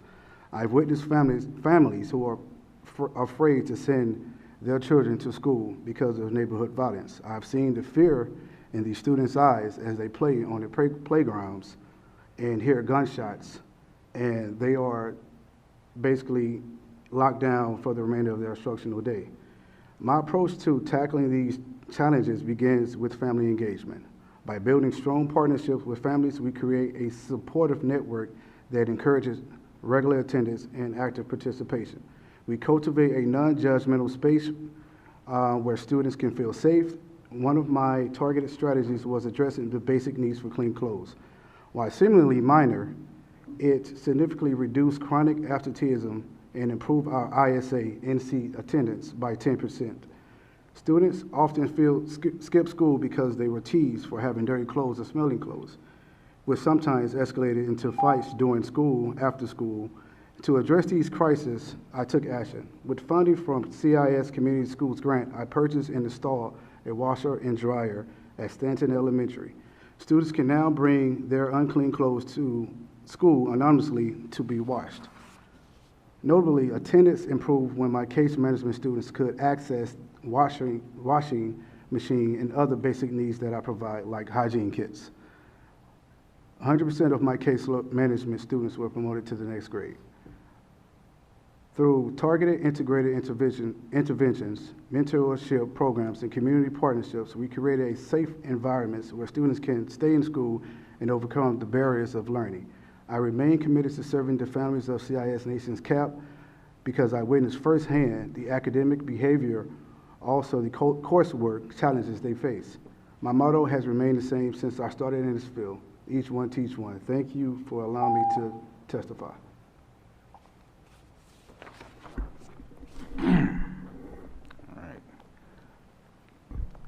Good evening, representatives of the DC State Board of Education. I'm LaDan Johnson. Oh, I'm supposed to keep going? Okay. A resident of Ward 7 and an employee and PhD student in the Higher Education Leadership and Policy Studies at Howard University.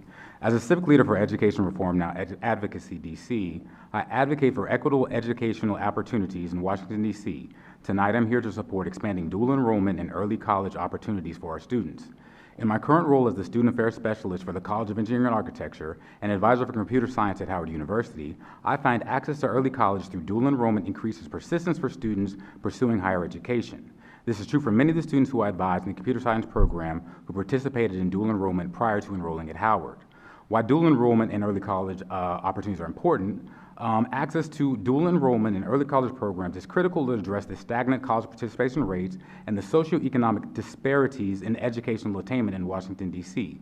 Despite some progress, only about 30% of adults have obtained a bachelor's degree over the past 2 decades, and educational attainment gaps persist. With only 1 in 4 young adults in D.C. holding a degree, yet 58% requiring one, the need for expanded access is clear. Currently, only 7% of public high school students participate in publicly funded dual enrollment programs. Increasing access to these programs is essential to improve educational and economic outcomes for DC residents, helping to mitigate financial barriers and prepare students for higher education and the workforce. Recently, Mayor Bowser proposed the following fiscal year 2025 budget incentives: $668,000 to establish the Office of Education through Employment Pathways, providing key insights into education and workforce outcomes; $17 million to expand the Advanced Technical Center at Penn Center; $600,000 to support opening the new Advanced Technical Center at the Whitman Walker Max Robinson Center in Ward 8, and $5 million to reimagine high school; support for the Advanced Technical Center in Ward 5, Career Ready Internship, Advanced Technical Internship, and dual enrollment seats.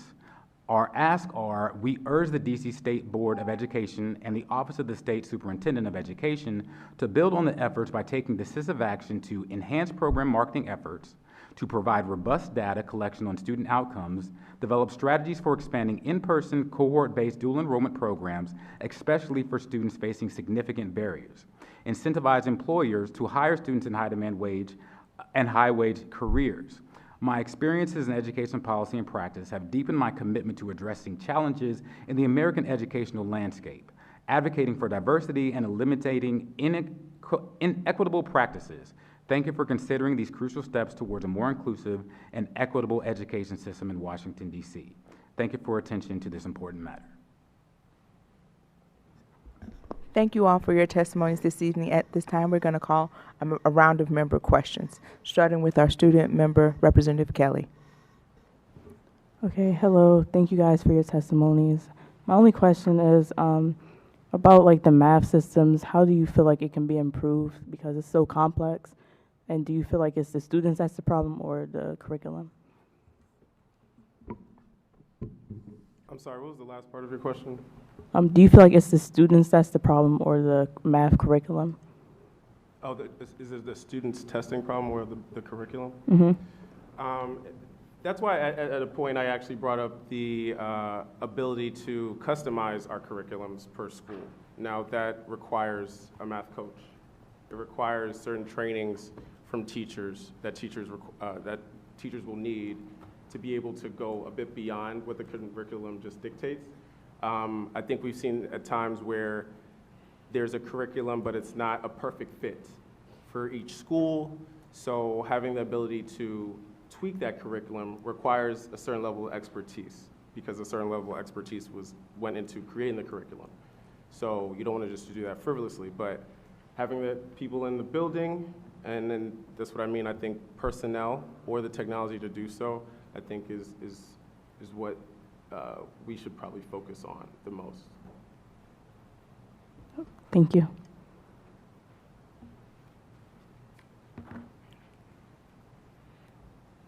Representative Henderson. Thank you all. Mr. Johnson, on the dual enrollment, could you tell me a little bit more about like what you think are the barriers? So I hear you on the participation rates are very low. But what is impeding growth? Is it just the demand? So you mentioned marketing, like is it that students aren't signing up? Is there some limitation on the size of the programs? I believe that a lot of students do not know that the programs are available to them. And when it is marketed as there's a choice between AP and dual enrollment, I'm not sure that they know which to choose. Dual enrollment allows students to get a firsthand experience in what it's like to be a college student, in addition to providing them, a straightforward path from going to the class and enrolling into, a university. With AP, you have to score a particular score, you have to have a certain amount of money, and it is pushed a lot more in the K-12 system. I've taught for 11 years in high school, and students, when I ask them, what it is that, they're thinking about doing to prepare, AP is always the answer that they get. So I just don't believe that students actually know the benefits that dual enrollment provide.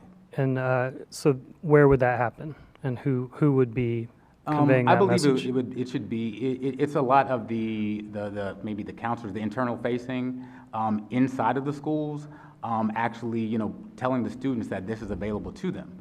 As a teacher, as an administrator, there's so many things that go on in the schools. We're trying to, remedy so many different issues, but this is, a thing that I think that should be pushed out a lot, pushed out a lot more. All right, thank you. Ms. Cadogan, thank you for your advocacy around Safe Passage. One of my concerns about Safe Passage is public misperception about what it is and where it covers. Are you finding that people generally understand that it's a geographically limited program, or are you finding that people expect it to be citywide when it's not? Yeah, I mean, I think one is that Safe Passage is different components, right? There's the Safe Passage workers who are in the green vests that are placed outside of certain school zones that are looked at by what's going on in that community. Then there are violence interrupters, there are credible messengers, there are school security, there are MPD officers, there are OMADA PD, there's the infrastructure question that comes through DDOT, there is how kids are getting on public transportation, whether or not through WMATA or through the Department of for hire vehicles. So you're with not DC just School talking Connect. about the program So we're itself, talking about the all of whole- it, right? okay. If we're actually thinking about how every individual child gets from their home to their school safely, especially given what we've seen in terms of the violence recently, right? We had two 14-year-olds pass away just 2 weeks ago. One was in the morning on the way to school, and one was in the afternoon on the way coming home. Then we have to think about all those different components. You can't separate one from another. Thank you. Representative Goulet. Excuse me, sorry. Representative O'Leary.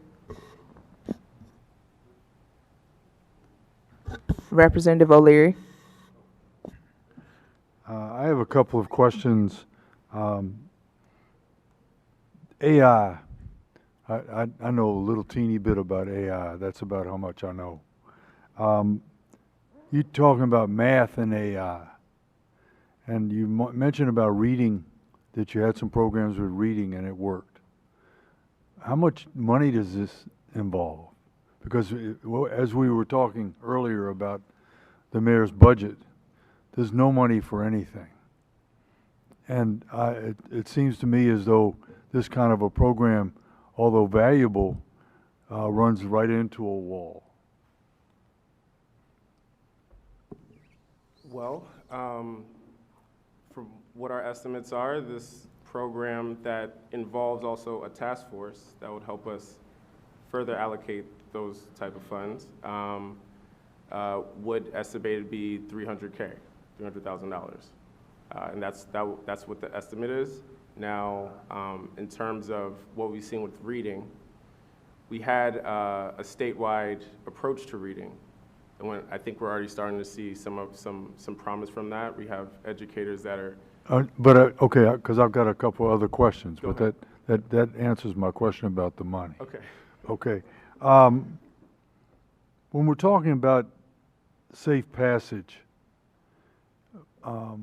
you mentioned, and we had a whole panel on safe passage last fall, I want to say, and there were like 18 agencies that were here doing great testimony about safe passage. And the question was asked, do y'all ever talk to each other? And the answer was no. How do we get that? Well, one, I do want to highlight the work that Dan Davis and the Office of the Student Advocate are about to undertake. One of the things that our parents asked for in their statement of beliefs was to make sure that everybody had met each other in person. We've talked to a number of school leaders, both DCPS and charter, and many of them don't know any of those entities. They can't name for you the Deputy Mayor for Public Safety and Justice, who now manages the Safe Passage Worker Program. They've never met WMATA PD. They don't know who the folks at DC, the Department of For-Hire Vehicles are, right? All these folks are the people who are managing all the programs, and they've never met each other. One of the things I want to give Dan credit for is that he's bringing together two gatherings, one in Ward 7 and one in Ward 8 to get started, to bring all school leaders from both of those communities and then all of these entities in the room to meet each other and to build relationship. Like, that is a core principle of working together in a society that we just have not been doing well. And we moved this from DME in terms of a lot of the safe passage work, where people knew Paul Kine and his team, to DMPSJ. And so we need to do that relationship building. Thank you. I just wanted everyone to hear that. Thank you. Representative Williams. Yeah, thank you all. Ms. Cadogan, I'll start with you. I'm curious, in thinking about the safety needs, and you had talked about also students learning how to manage conflict. Do you think that any of the needs that PAVE or that could help improve safety throughout the city are representative in Representative Louis George's bill right now, and that we could build on kind of already what's happening with regards to conflict resolution? Yeah, I mean, I think conflict resolution is a huge part of it. Restorative practices and restorative justice are a huge component of that. I think our school-based mental health program is a huge component of that. So I think that, all of these things are not in a silo. So are out-of-school time programs, right? So kids have safe places to go, but then we have to give them safe passage in the hours between 4 and 6 and not just up to 4 p.m. I think when we're thinking about how are we going to be a good city, right, we have to think about what is everything that we need to put in to make sure that students feel safe, that they know how to resolve conflicts, that they feel like they are a part of a community and they have strong, trusted relationships with other students and adults, right? Like, that is a core component as well. And to your point around like a good city, and just all the advocacy that you do and that PAVE does, do you think it would be enhanced if we were able to move in this upcoming cycle to having and reinstalling an education committee in the council? That is a tricky question. I think education needs a lot of attention right now. I think it is one of our core issues that we are not doing everything that we can for. Like, we put a lot of money into it, we talk about it a lot, but the coordination between all of the folks that need to do this work isn't there. And so I do think, we need to figure out what that looks like. In some ways, we have these 600-person testimonies that are happening with the committee of the whole, and the idea that the full council has responsibility on education, given that we have this system, is important. But I think the question is, how are we actually getting everybody to the table to work on this together? Yeah, I agree with that. And then it's Mr. Johnson and Mr. Johnson, right? And so I agree and completely agree. As a 12th grade teacher, like I try to promote dual enrollment in my classes. And I do think that like students need a relationship to help direct them to the resources and then to stay on them, because a lot of students are excited about engaging in dual enrollment, but then don't need the support from the school-based community to then follow through with it. But I'd love to see kind of that expanded throughout the city. And then, Mr. Johnson, I only have about 20 seconds left, but I appreciate the work you're doing at Stanton and at Cardozo. I'm curious what your next steps would be at Cardozo to expand kind of family engagement or do the work that you're saying needs to be done. Sure. I would say just doing the groundwork, making sure that we bring the community back inside the school. Some of the parents I can testify, we have had like maybe 5 events, maybe 1 or 2 parents show up. I think that bringing them inside the building, of course we are post-pandemic, so what that looks like is bringing them inside the building, having incentives for them to come, more so just holding these parent-teachers meetings, talking to them with they're humans. I've witnessed sometimes parents get frustrated. So sorry, sir. Yeah, I set you up with not much time to answer, but thank you so much for your response. Thank you. Representative Chang. I'd like to continue with you, though, Mr. Johnson. My colleagues here know that nothing really riles me up as much as unequal access to laundry and washers and dryers. And so absolutely love what you're doing. It makes a ton of sense to me. Ward 8, as you know, is the only ward in the city that does not have a laundromat. And the last one closed. Thousands of families are taking a bus to the Maryland side of the border to wash their clothes, which is insane to me. Just very grateful that you've thought about providing this basic service within the school. Curious how other site coordinators have been thinking about the possibility of doing that and replicating that in other locations first, and would also love to learn more about what help you're looking for at this time.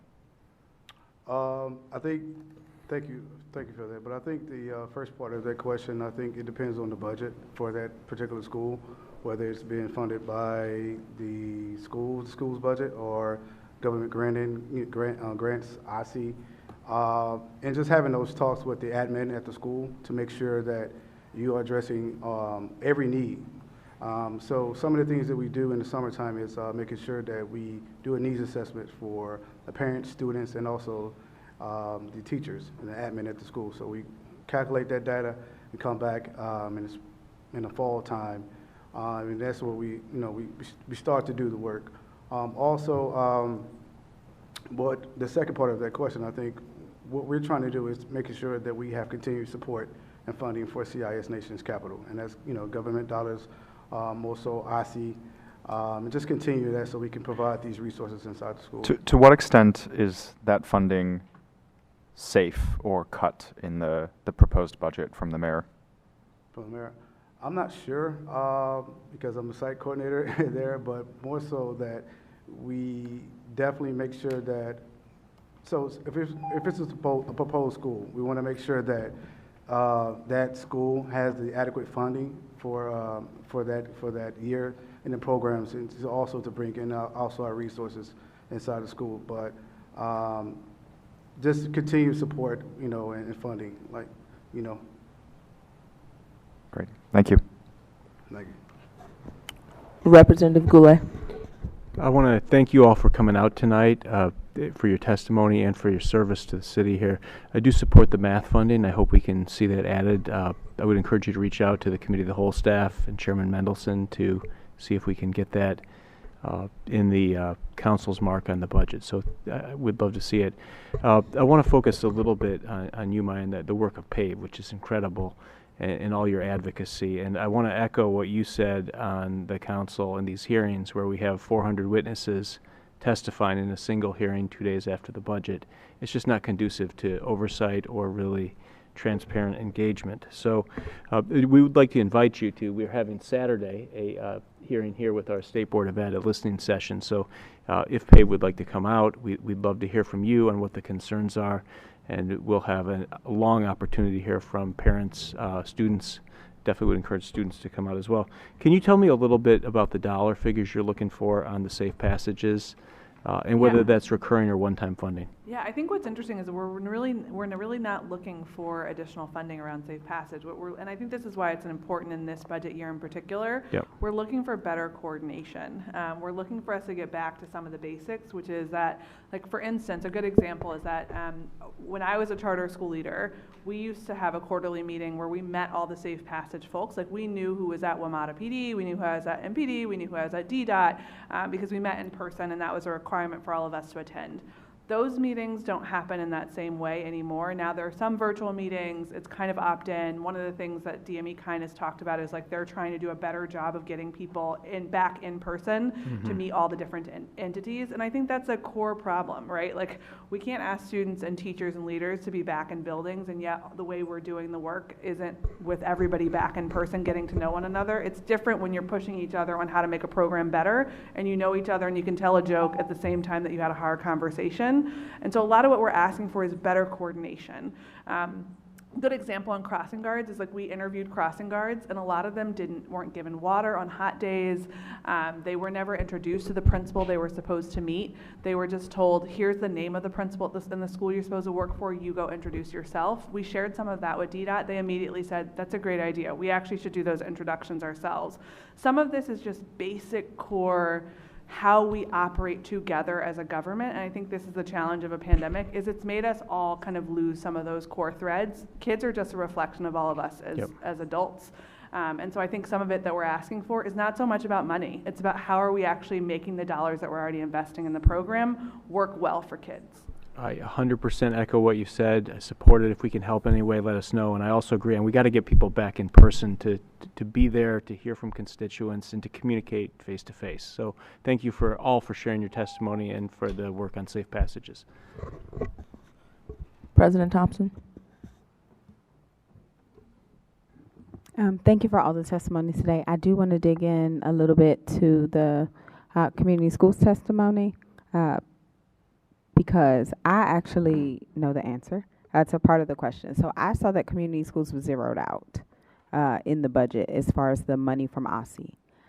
I know that there's a bunch of different ways to skin a cat as someone who used to run a program in the DCPS school.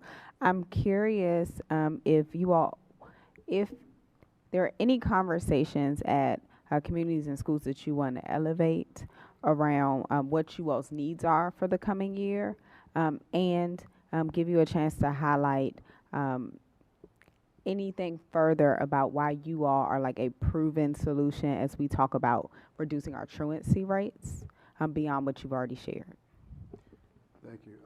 So in the schools, we are a part of different teams inside the building, ranging from the mental health team, the academic, the attendance team, as well as the leadership teams. So on these teams, we are able to assess and gather information that we need for our programs. But more so that, like I said, we take this information and we bring it back to the schools, we bring it back to our program manager and also as well as our executive director.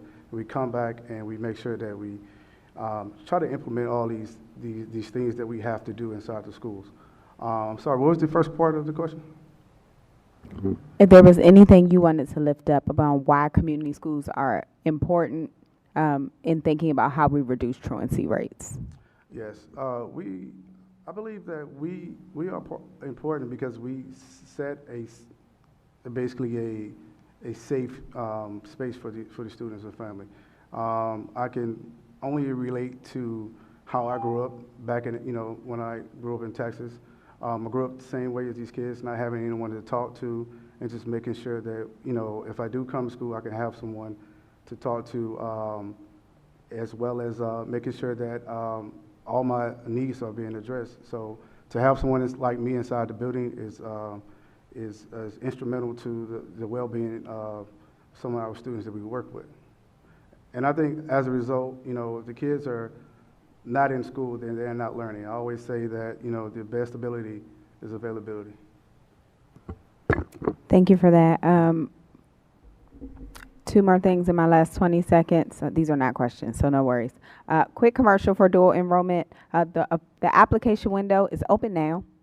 The application window closes May 3rd. So anyone watching should know that they should go to OSSI's website to enroll in dual enrollment opportunities now. You should connect with Representative Best around AI. And thank you, as always, around the testimony around safe passage. Thank you all for your testimony this evening. I would encourage you, if you have not already done so, to provide a copy of your testimony in written form to the State Board staff at SBOE@dc.gov so that we can post it online for the public to view. And at this time, we're going to call the next set of public witnesses. Thank you. Thank you. Carrie Savage. Kenneth Ado.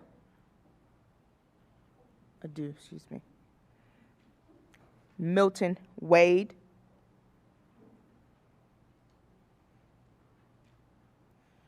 Randy Bumpers.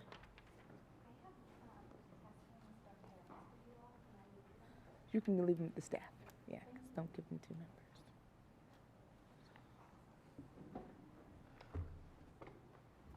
All right. We will start here on this end and then work our way down.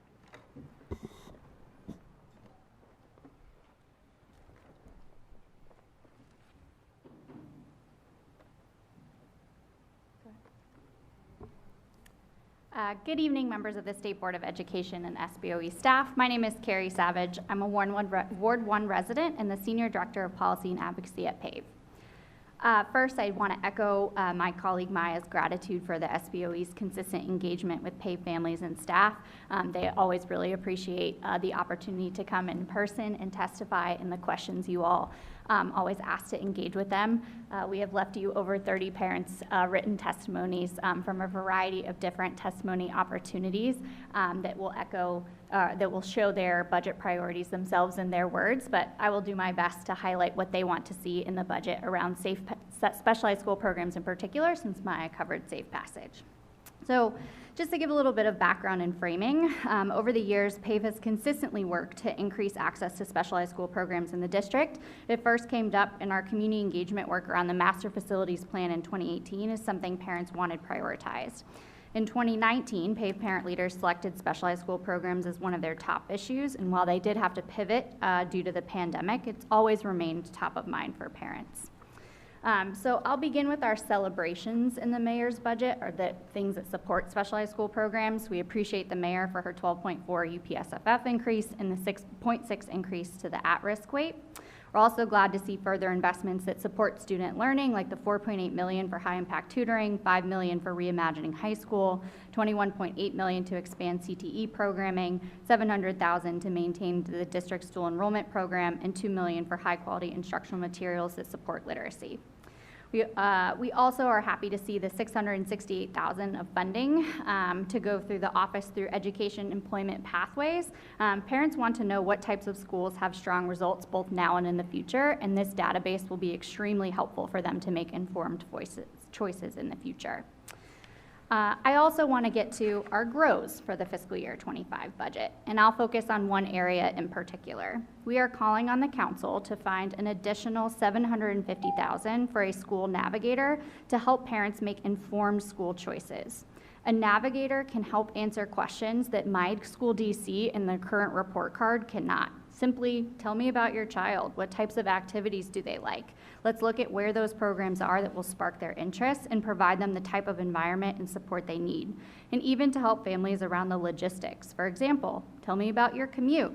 Do you plan on driving your kids? Let's make sure we're looking at options where you can get them to school on time and you can get to work. Prior to COVID, the nonprofit DC School Reform Now, or DCERN, played this role, and it was a huge help to families. They closed not because the service wasn't valuable, but in demand, but because of challenges in fundraising. And for other cities that have an ed navigator like Boston or New Orleans, they pay for it through an employer, which we don't have a sector that could cover the costs like that here in DC. So given all of the research around school movement and in connecting students to schools where they are excited and passionate about their learning, we think this is a worthy return on investment. Thank you. So for all those reasons, Ma'am. we hope to see investment Thank in you. School Navigator. Thank you.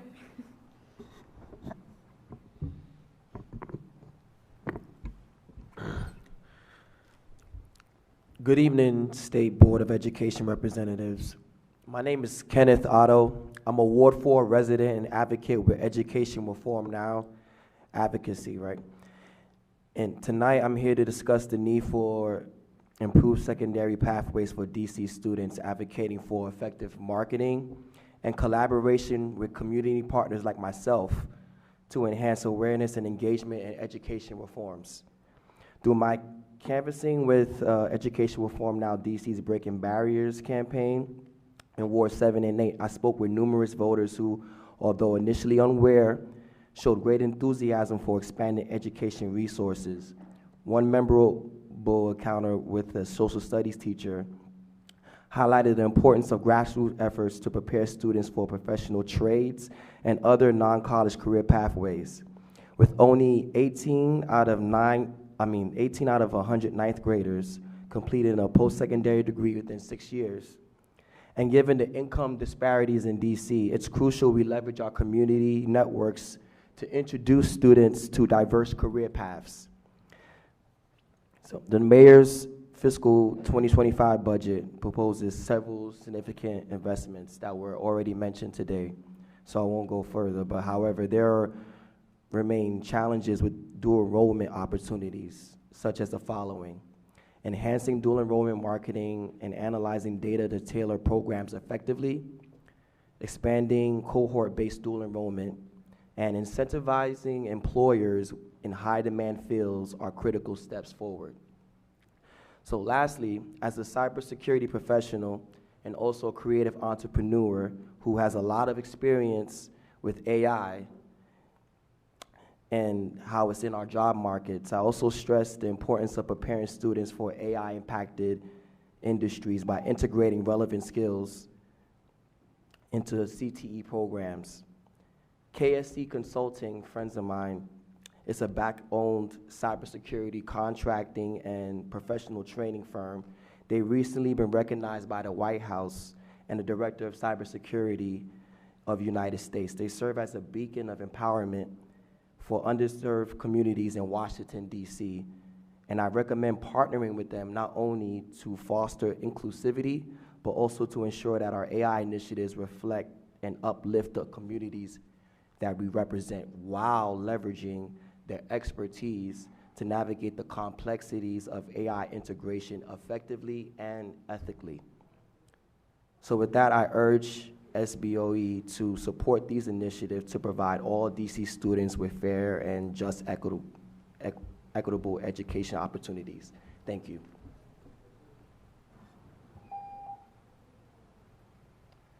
Good evening, members of the board, of the State Board. My name is Milton Wade, and I'm a retired teacher and coach. I'm also the father of Micah Wade, who at age 20 lost his battle with stage 4 renal medullary carcinoma on September 25th, 2021. Renal medullary carcinoma is a rare aggressive kidney cancer that occurs in those who have sickle cell trait, and most often in adolescents and teenagers. My son inherited sickle cell trait from me, and throughout my life, I was unaware that the episode of illnesses I have personally endured were the byproduct of this heritable disorder. I stand before you today with a deep sense of urgency and a call for action for the health and well-being of our children. It is time for us to address a critical gap in our educational system, the lack of comprehensive education on sickle cell trait. There's a place for this in the educational framework. In 1972, the United States Congress passed Public Law 92-294, also known as the Sickle Cell Anemia Act. If you were to read the law as it was written, you would find that it clearly states that sickle cell disease is a result of sickle cell trait. This law created funds which was equivalent of $1.9 billion in today's dollars for research and education. Within the 52 years of this passage, there has been several repeat versions of this law, as well as an updated version currently making its way through Congress. Sickle cell trait, the law was to enable states, local government, and institutions access to funds to be used to fight this dreaded disease. Despite the passing of this act, gaps in knowledge persist. It's time to bridge this gap and empower our community with the information they need to make informed decisions about their health. It remains a challenge to fight an historical mistrust of public health issues coupled with the enduring disparities in health care within certain communities. Whereas the population of sickle cell trait is African Americans, sickle cell trait also affects Hispanics, South Asian, Caucasians from Southern Europe, and people from Middle Eastern countries. And in the DC public school, we have a population of 56% Black, 20% Hispanic, and 70% identify as white in our district. The question that would be in the minds of school administration is how can this information be implemented? There's no need to appropriate funds for consultants to lecture on sickle cell trait, as the information is already available on the CDC website. Sickle cell education is especially crucial for communities of color where the trait is highly prevalent. With proper education awareness, we have the power to reduce the prevalence of sickle cell disease in our communities, as well as improve the long-term health of our children beyond the years that they are in our care. In conclusion, I implore you to, thank you very much. Good evening, members of the DC State Board of Education. My name is Randy Bumpers, a PhD student at Howard University studying higher education and leadership policy, and a collaborator with the Department of Curriculum and Instruction colleagues on research around literacy for AI literacy for K-12 educators. I'm before you today as an advocate for Education Reform Now Advocacy DC, and I'm advocating for just and equitable educational opportunities and wish to discuss also the integration of artificial intelligence into our schools.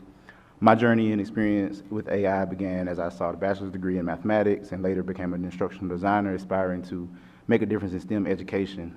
This path led me to launch the GAP project, which demonstrated the benefits of technology access and integration in K-12 education.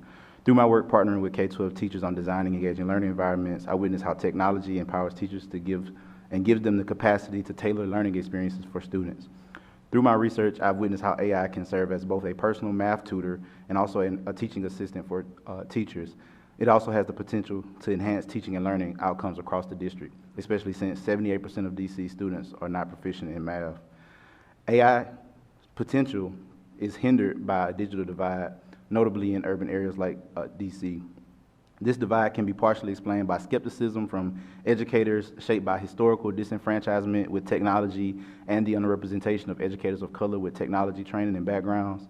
Closing this divide involves filling a critical need for inclusive AI engagement in educational settings. Issues with AI bias, like stereotypical representations in AI-generated images, underscore the urgency for this AI discussion. Humans, as the creators of these technologies, often inadvertently or intentionally place our own biases into the algorithms that we create. The way to combat this is to encourage students from underrepresented groups to engage in using, critiquing, and developing these technologies. We often speak of AI as it is impending, but the fact is AI is already here. I also caution against hyper-focusing on one tool because AI has hundreds of tools that are both closed source and open source. To address these challenges, especially in predominantly Black and brown urban cities in DC, and ensure that we are on the forefront of shaping AI, it is crucial to engage with current research and trends and discussions around AI ethics and education in our effort to integrate this into the district. I recommend the following resources to enhance our understanding. One is the White House Office of Science and Technology Policy Blueprint of AI Bill of Rights, the Department of Education Office of Educational Technology AI Report, the White House Memo, Advancing Governance, Innovation, Risk Management, and Agency Use of Artificial Intelligence, conferences such as Black is Tech, Afrotech, AI Expo for Global Competitiveness here in DC, and the AI for All conference at Tennessee State, where I'll be presenting similar recommendations later this year, provide platforms where thought leaders and innovators can come together to discuss and shape the future of technologies like AI. Lastly, I offer my support and expertise. Yes, sorry. Thank you all for your testimonies. We will now go for a round of member questions. Representative O'Leary.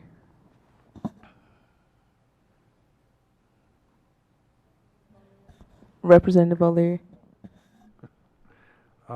Mr. Wade, I have a question about, you had some really interesting, I mean, I've known about sickle cell forever, but I didn't know, what is the DC government doing about that?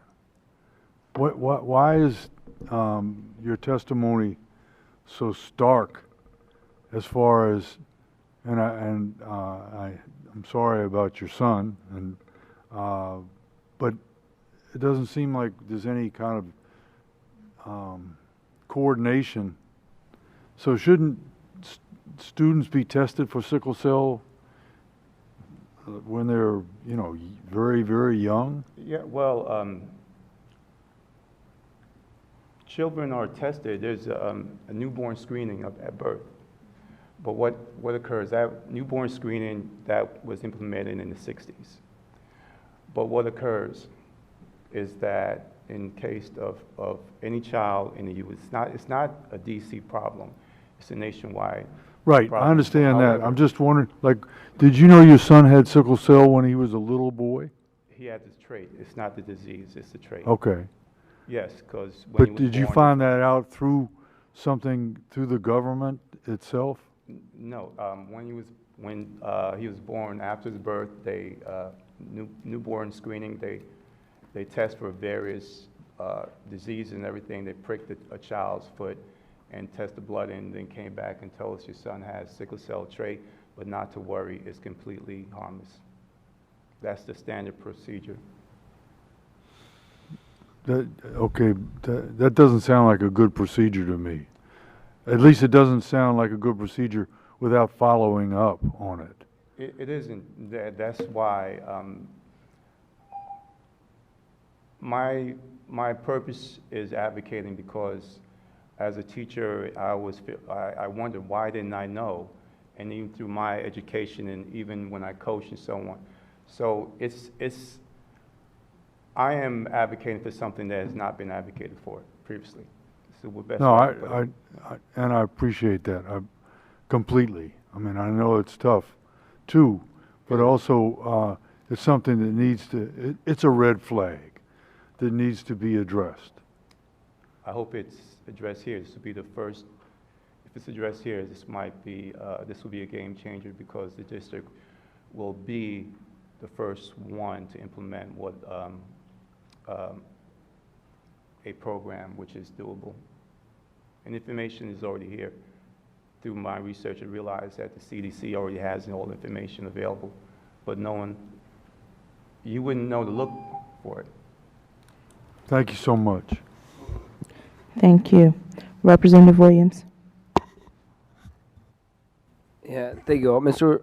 Wade, I guess I'll start with you. So I'm trying to get a little more clarity around what you would like to see advocacy and education look like around sickle cell in the district. What I would like to see it look like, first of all, it's twofold. You might have one on the Universal Medical Form. There is a section that says different parents will sign off for blood screening if there has been done. This is before the child enters the public school system. It's there. I don't know to what extent, if it's the parent does not want it, but for religious reasons or not, it's there. But sickle cell, it just says sickle cell. It doesn't differentiate between sickle cell disease and sickle cell trait. Now, privately, the parent might not want to divulge, or the school will know about it, for example. But where it comes into play, educational-wise, what it would look like would be an ongoing program of giving the parent the information. Example, when your child reaches a certain age, you start engaging in a physical activity to monitor that. And also, it goes into genetic counseling. And these are all part of, could be a curriculum within the school system itself. Because after 52 years of different organizations popping up here and there, receiving government funding, where it's not trickling down to the people where it needs to be served. And that's what angers me and frustrates me to the point of where as a parent, you lose a child, what could I have done differently? And this is something I wish I had known. And so my idea is to share it and implement a program so that no one has to bury their child. Yeah, thank you. I can't imagine, and I think that it does speak to a comprehensive need, that's within the education system. Ms. Savage, I wanted, with my last minute, you had kind of talked about the Ed Navigator piece of helping people access the schools that they need. Can you speak more to the challenge in funding and then the benefits of that as well? I think previously the nonprofit DCERN that was doing that service, they were a regular nonprofit 501c3 who had to raise their dollars. So they had to either get grant funding from somewhere else. And so we are essentially trying to take away the fundraising barrier of a nonprofit entity to do that exact same service, but instead of them to also have to focus on fundraising in addition to providing the programmatic service, if they get a grant from OSSI that is just guaranteed in order to do that work, it takes away that barrier. So really same model, trying to provide the same service with a focus, and I think that's the one thing I would add that I didn't highlight here is that we know families with privilege have access to pay for this service and education consultants already, and we want, especially if we're starting this out again with grant funding, we want to make sure that we are starting with students who are furthest from opportunity and that essentially qualify for the equitable access preference, so that it is going to those who need it most first. Thank you, and thank you, Mr. Addo and Mr. Bumpers, for your testimony as well. Thank you. Representative Chang. Ms. Savage, I don't know how much of the testimony you weren't able to complete as you flipped the page, but would you like to take this time to read the rest? Oh, well, sure. Thank you. Essentially, I think one of the important things we wanted to highlight is that a lot of times we get questions that, what's the difference between a school navigator and My School DC? And My School DC is intentionally supposed to remain agnostic. Schools chose to opt into My School DC because everybody had a fair chance to share information. The school profiles share objective information, and we want to keep it that way, right? Like if you call the My School DC hotline, they will say to you, like, the objective information you can find on a school profile. Here's what the school says what types of programs they offer. Now, that might not always be the case, but what we are asking for is to get a service that can go one step further. So My School DC can only tell you what's on the school's page. We want a school navigator to say, tell me about your child and what they are interested in. If they are interested in STEM, do you think, let's unpack if project-based learning and Montessori is actually going to be a good fit for your child based on their needs, interests, etc. And that is not My School DC's role, and that's okay. But we want to differentiate that, and I think in addition to just making sure that families have access, we're proud of our robust choice system in DC and making sure families are able to make informed choices given that system. I think we also have to look at the data about when kids move outside of traditional transition years between elementary, middle, and high, if they are moving schools because something isn't working. There's a wide variety of reasons for why that might be, but something isn't the right fit at that school. Those students who are largely students of color and students who are from low-income families, they are taking a hit in terms of their academic outcomes. It's there in the data, and it's not just here, it's everywhere. And so if we are helping families make a better choice up front, that is one way to address the gaps that we have seen. It is certainly not the only way, but given our budget climate, this feels like a very good return on investment in order to make some of those gains. This is a hard one to do in 42 seconds, but an anecdote from one of the PAVE parents around how a navigator has helped would also help me wrap my head around the service. Sure. I mean, I think there's the question about what types of programs are the right fit for your child is a big one. And so even we've had to do a lot of work with PAVE parents who I think they know they want different types of specialized school programs, but like, what does that mean for my child is a big one. So like someone looking for I'll go the project-based learning example. Like there are certain kids who, when you get down to it, of where they have done strongest in academic environments is a little more structured than project-based learning. But Montessori looks different in a lot of different schools, and so even being able to do that while also saying you can't even get from point A to point B to get your child there on time. Like I think it is both the programmatic support, but also the logistical support that makes a big difference for parents. So we've heard that quite a few times. Great, thank you. Thank you.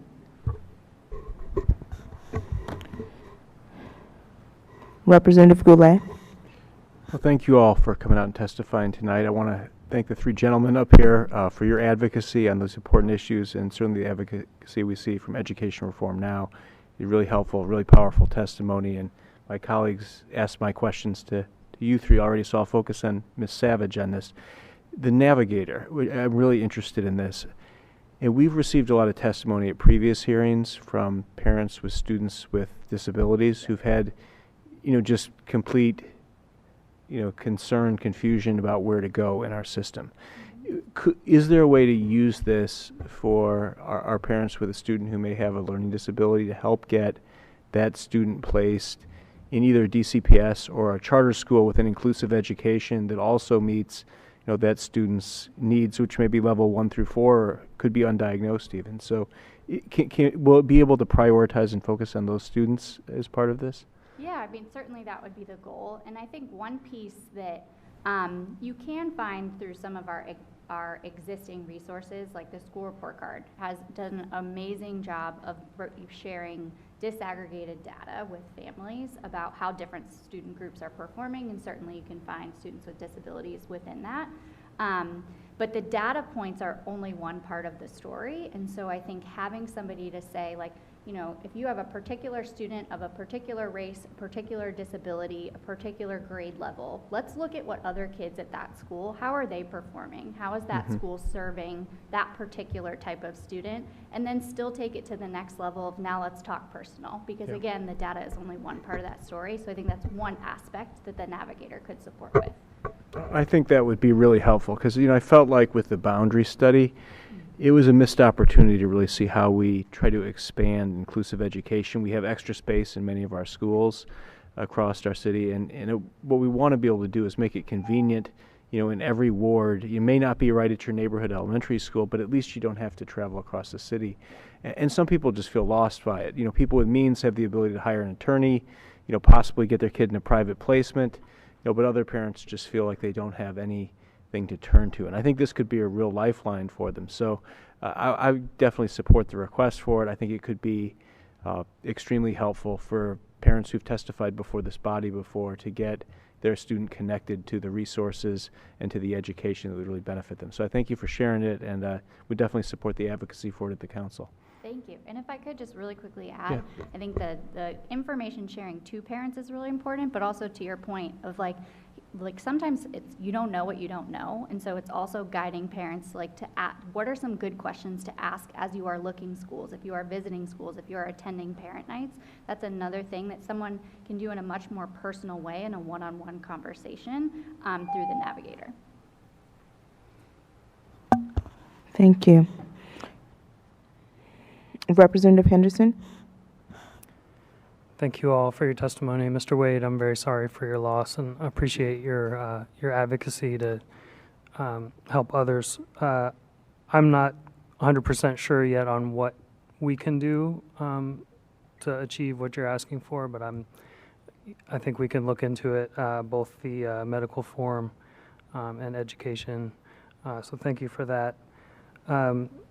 Ms. Savage, for $750,000, what are you imagining that would get? Are you looking at like a staff of several people? And so you've said you're asking for funding from OSSI. Like, what kind of oversight would there be? Because I'm thinking of, like, our schools are competing for enrollment. And so, I mean, I think that's part of the reason why my school DC is agnostic. And so I'm just wondering about the, potential for steering to certain schools, or like how would we keep check on that? Sure. So I think to your first question of like, what does that get you? Certainly full-time employees, staff to run the program. I also think like communication is key. So making sure that we are having robust outreach to families who are, again, if we start with the families who are eligible with for the equitable access preference, to make sure that they know about this service, that they are feel comfortable engaging with it, that we are out in the community, there's a presence to talk about this. That's certainly one aspect of the budget. But I think to your question around the oversight, I would point back to the previous model of DCERN, and I certainly don't mean to say anybody did the work perfectly, but I think there are ways to make sure, whether it's spot checks or other pieces, to make sure that people are doing the work authentically. And one of the I think the great things about DCERN's model is that there were parents who were leading that navigating work. So it was parent to parent, heartfelt, about what, giving that coaching and guidance. And I certainly think there are structures and protocols that can be put in place in order to make sure that folks have everyone's best interests in heart and aren't steering towards specific schools. All right, thank you. And Mr. Otto, just so I'm clear that I'm understanding, you're talking about a diverse range of post-secondary pathways, not just college? Yeah, I think I think with the statistics, like, just the reality that, like, for some families, some homes, they don't have the ability to, even if their child was accepted to college, to afford what that looks like over the long term. And like I said, 18 out of 100 students likely to graduate in 6 years. So I think a diverse, as a professional and entrepreneur, in the networks I have and the networks that other people have in the city, they have the actual skill sets that are long-term what students are shooting for. Personally, me, if I walked in who I am now to my 12th grade self, 10th grade self, that'll have a huge impact on my life, because I didn't really see that in the classroom growing up. So just, that's a good thing. Thank you, sir. Representative Kelly? Okay, hello. Thank you all for your testimonies. Mr. Otto, I just wanted to say that I'm from Ward 8 too, so I appreciate you naming out the needed resources, because I used to go to a middle school in Ward 8, and then compared to Ward 1, the school I went to in Ward 8 didn't have many resources and opportunities. And for Mr. Wade, I'm sorry for your loss, but I wanted to mention that I'm interested in public health, and Representative Williams had already mentioned my question a little bit, but how do you feel like sickle cell can be implemented into classes? Like, could it be implemented in health classes or science classes too? Yes, directly they could be implemented in health class. Even from middle school upwards, that could be a science project on that, and also history, and part of it would be enduring issues that affects disparity in health, disparity in all aspects of life in America. That is could be a social studies unit. For the science portion, it could be understanding genetics and also research. So even it was to motivate students to go on to medical school or do research to find a cure, or just it could be part of a STEMS program, just that alone itself. For example, one of the things that happens with, like, my son, there is why the cancer, what causes the cancer to occur. there is a gene that disappears, a cancer suppressing gene that everyone has in the body that disappears. So then research is being done. Is there a cure? And so on and so forth. So it could be worked out in detail. What I would like the board to do is to pass the information on to see if there could be a consensus among the different educators in the school to come up with a plan moving forward to educate the student population so that we don't have to wait for another 52 years to receive something as far as information that's never been trickled down to us. Thank you. You're welcome. President Thompson? I want to thank everybody for their testimonies tonight. I think I have a couple separate thoughts. One, Ms. Savage, I do remember DC school reform now because I used to work for DC Public Schools doing family engagement, so I spent a lot of time with E.D. Pickens. I can appreciate the concept of the person. What I most remember parents telling me at the time was helpful was actually some of the videos they did. It was like that was really the thing that sticks out for me, like the school, because a lot of parents don't have time to see school tours. It gave them a sense of the school leadership. They did interviews with school leadership and other things, and so I'm trying to reconcile everything I heard in the expert panel around budget and more personnel and central office and all the things with what we might be able to offer in a consistent way. But I do remember and appreciate some of the lessons learned during that time. Mr. Wade, I'm also sorry for your loss. I will share that I have folks in my family who have sickle cell trait. I also have a good friend with sickle cell. And I will say the thing I think is most close to our power is we actually updated the health standards. We did an addendum when I first came on the board. Mm-hmm. And one of the things I can appreciate about what you share is just like folks being knowledgeable about what the impacts are, what they should know. I think about my friend we are about the same age. And he often talks to me about how he has to navigate his own pain management and just being able to talk to especially white medical providers around that. And so as we think about like our next generation of doctors, of nurses, of other professionals, and especially as folks of the global majority are going to be our future, having them know about some of these things I think could be particularly important. And so some of the other things might not be completely in our purview, but I can appreciate just the lack of information that's out there and how pervasive this is amongst the African American community. So I'm happy to talk with you about that I at some appreciate point. anything you could do to join me in my mission in life. Okay. And I'm down to 20 seconds left. Thank you for all the testimony around dual enrollment and AI. I did text Representative Best and ask him if he purposefully sent these testimonies our way, and he said no, but he will be watching them because he has been a very good champion on the board around that. And so I'm going to yield my last second. Thank you all for your testimonies, and I'm going to defer back to Executive Director Butler. Thank you again for your testimonies. We will now move on to our next set of witnesses. And again, I remind you, if you have not submitted a written copy of your testimony to the State Board, that you can submit it via email at sboe@dc.gov. Thank you. We appreciate Thank you. Thank you.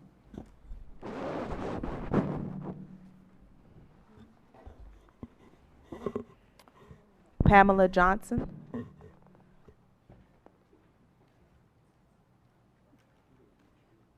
Christopher Charles. Vonique Bullock.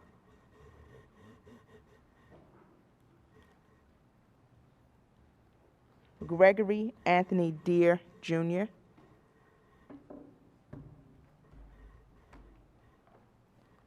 And I'm going to add a fifth panelist because there's only one person left. Christine Miller.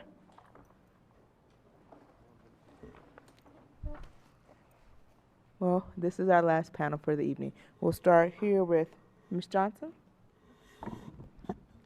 Thank you very much, President Thompson, the State Board. I must admit that I'm stunned just by the range of issues that you deal with, and with such sensitivity and care. I'm here today because we've had the privilege of working with Ben Williams and Darren Fleischer and others on the resolution that you passed in January on a citywide voter competition. And I do want to take a moment, because I want to acknowledge one other group, which are the students in DC. And I'd like to introduce Jordan Greer, who is a senior at Richard Wright and led the voter registration effort there. We think, and the Board of Education thinks, that they got 100% of their students registered.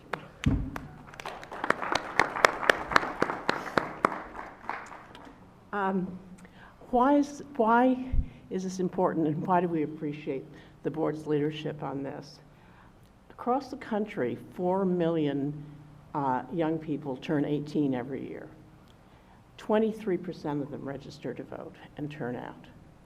It's an incredibly low number. Overall, people over 60, 70, they're voting at 70%. DC actually does better than the nation as a whole. The high school turnout was 43.7% in '22.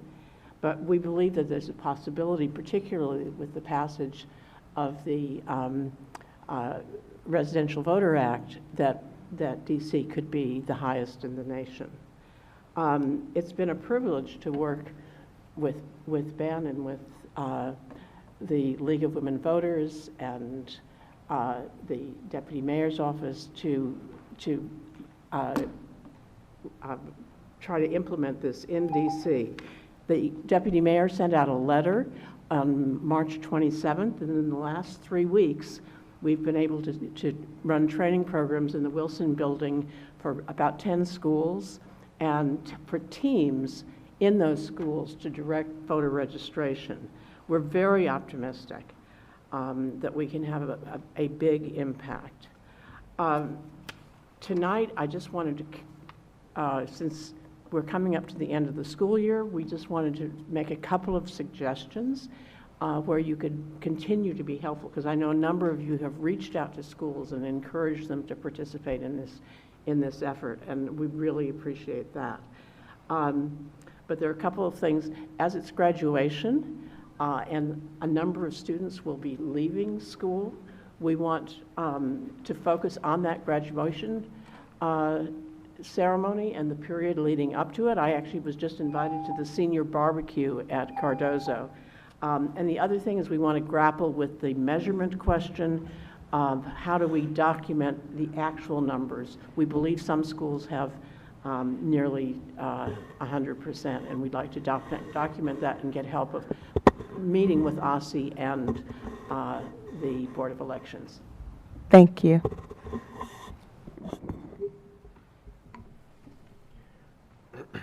Good evening, State Board of Education members. My name is Christopher J. Charles, and I live in Ward 7. I'm here both as a community member and as a civic leader for Education Reform Now DC, an organization advocating for just and equitable public education system for all DC students.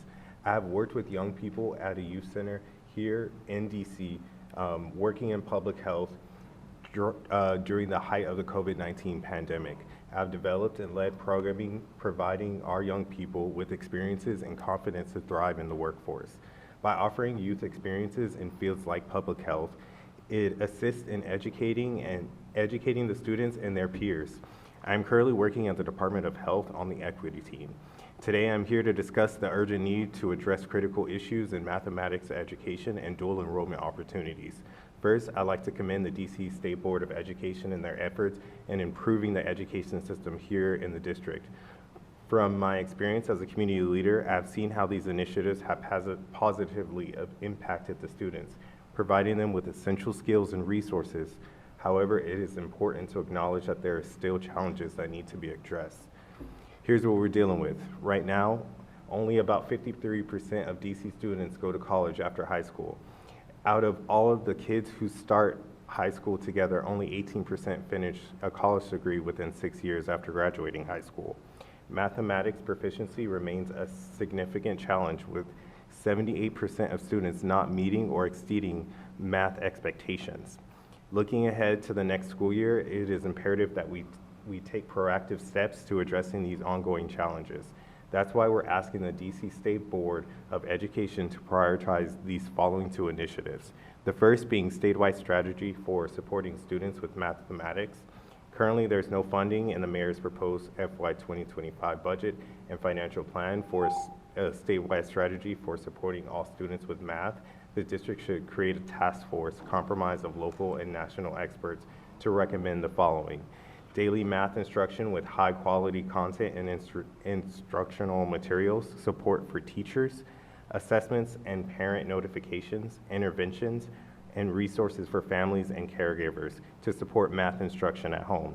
Secondly, we would like there to be more strengthening dual enrollment opportunities. The mayor's proposed FY25 budget and financial plan contains many worthwhile and important investments in dual enrollment. We would like to see these investments strengthened by ensuring the following: building dual enrollment opportunities into the school day to enhance accessibility, tracking students' outcome to ensure the effectiveness of these programs, increasing awareness among students and families about the benefits of dual enrollment, and providing incentives for employees to hire students in high-wage, high-demand careers. We must act now because the consequences of inaction are dire, impacting the academic success and well-being of our students. That's why I'm urging DC State Board of Education to prioritize these critical initiatives for the 2024 through 2025 school Thank year. you, sir.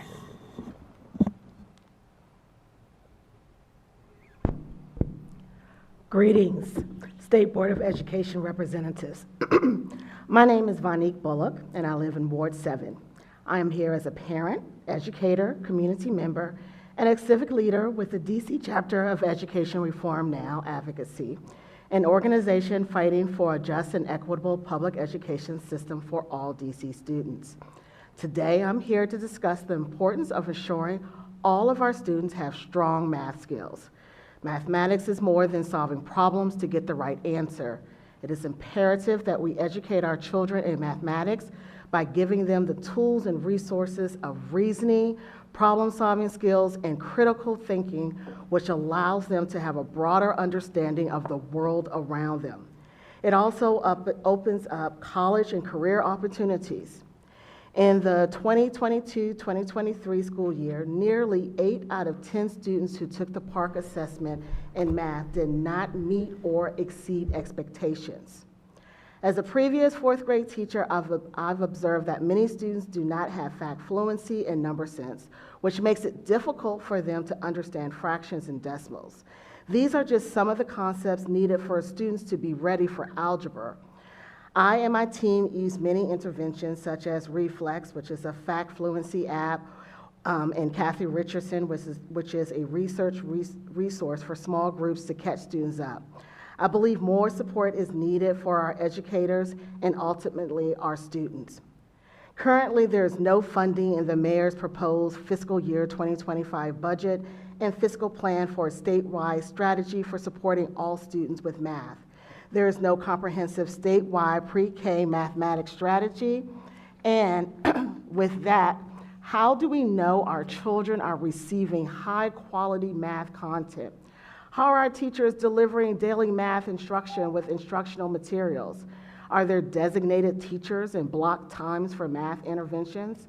Lastly, what support are we giving to families and caregivers if there is no comprehensive statewide pre-K through 8 mathematics strategy? I urge the State Board of Education to support the establishment of a mathematics innovation and research task force comprised of local and national experts to create a statewide strategy to develop new evidence-based math supports for pre-K through 8th grade students, educators, and families. This task force would be convened by the office, by OSSE, These experts will implement a statewide math strategy that includes 5 elements: daily math instruction with high-quality content and instructional materials, support for teachers, assessments and parent notification, interventions and resources for families and caregivers to support math instruction at home. This is needed so that DC public schools and public charter schools all utilize the best strategies to support students. Thank you.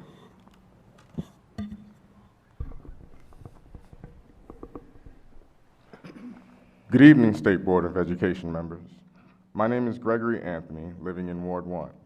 I'm here as both a godparent, community member, advocate, and civic leader for the DC chapter of Education Reform Now Advocacy, an organization fighting for a just and equitable public education system for all DC students. German mathematician David Hilbert said, "Math knows no races or geographic boundaries. For mathematics, the cultural world is one country." Today I'm here to discuss the cultural importance of bolstering support in mathematics. To echo what many of community members know and what former speakers have mentioned today, 53% of DC students go to college after high school, and of those students that go to high school together, 18% finish with a college degree within 6 years. Mathematics proficiency remains a significant challenge, with 78% of students not meeting or exceeding expectations. There are 2 alarming ramifications of this. First, people are going to struggle with job earnings conducive to living affordability in district, and ultimately the economic integrity of the city. This is why we're asking the DC State Board of Education to prioritize the following initiatives: statewide strategy for supporting students with mathematics. The mayor's proposed 2025 budget and financial plan for statewide strategy, there is no funding in the mayor's proposed 2025 budget and financial plan for a statewide strategy. The district should create, at a cost of $300,000, a task force comprised of local and national experts to determine and recommend the best ways to train teachers. This includes support and assessments with parent notifications, intervention, resources for families and caregivers.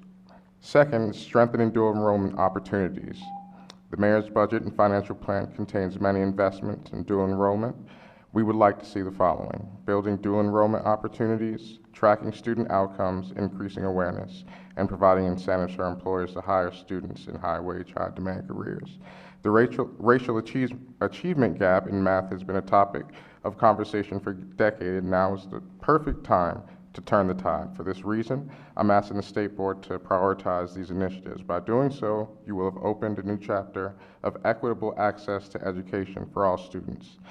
With all urgency for the youth, I'm ready to provide any further details. Thank you for your consideration. Thank you all for your testimony. We will now have a round of member questions. Representative Kelly. Okay, thank you all for your testimonies. So my first question for Ms. Johnson is, how can we get more youth involved to register for voting, especially those who are like unmotivated, like unaware or just nervous? Could you repeat the first part of your question, please? Yeah, I was wondering, can you hear me? Yeah. Okay. How can we get more youth involved to register for voting, especially if they're nervous or unmotivated or unaware? One of the things that we find is most effective, and the reason we've been emphasizing teams, creating teams in schools, is because peer-to-peer communication and peer-to-peer leadership really makes a difference. And so in Jordan's case, they had the Rotary and the National Honor Society working in a team with a faculty advisor, and that's a very effective way. One thing that is also important to know is more than 85% of students who register actually vote. And so a lot of people have thought the problem is getting students to vote. They need to get registered first. Mm-hmm. And so that is the big barrier that we have been seeking to address. Thank you for bringing that up. My other question for, about the math is how can we push more students to get involved in math? Like how can we make them be more involved in like wanting to do better in math and getting like just being interested in math? Because not a lot of students like math. More students are more readers or like history more. So. Yes, I think overall there needs to just be more programming that is leading from that peer-to-peer type model, right? And then there's also having more mentors that are helping in math and more support systems, so that way students know who they can go to and try to navigate the system with support from others. Okay. Thank you.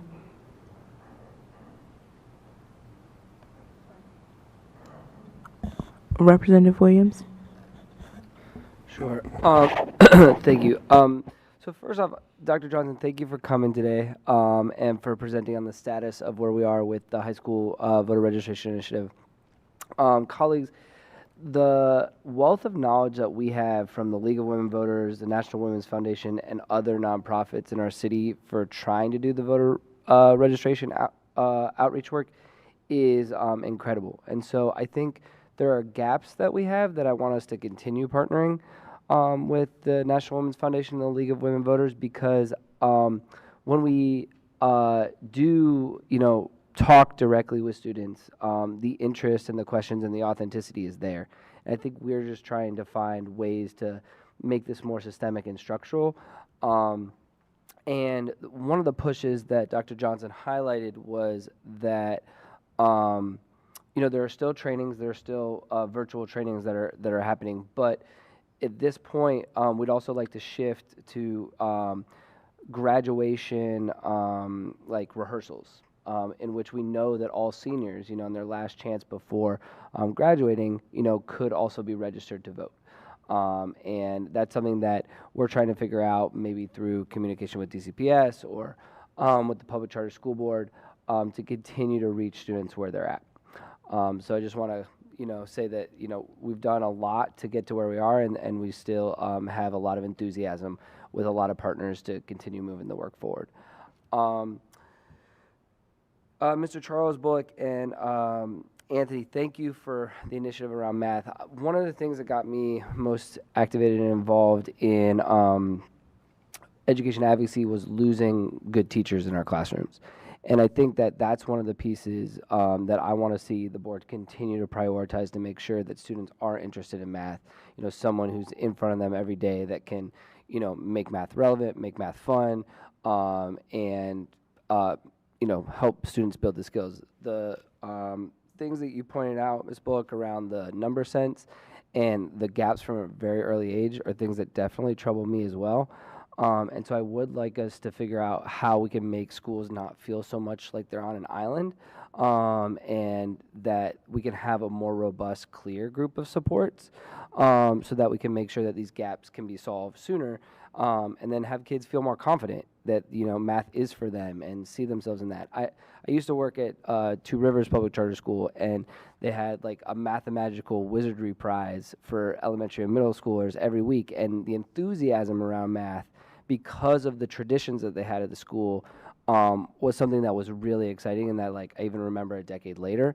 And so I want to continue to kind of use those best practices, whether it be a task force or other things, to make sure that we're solving this problem. Thank you. Thank you. Representative Chang. It's great to see a Ward 2 neighbor here, Ms. Johnson.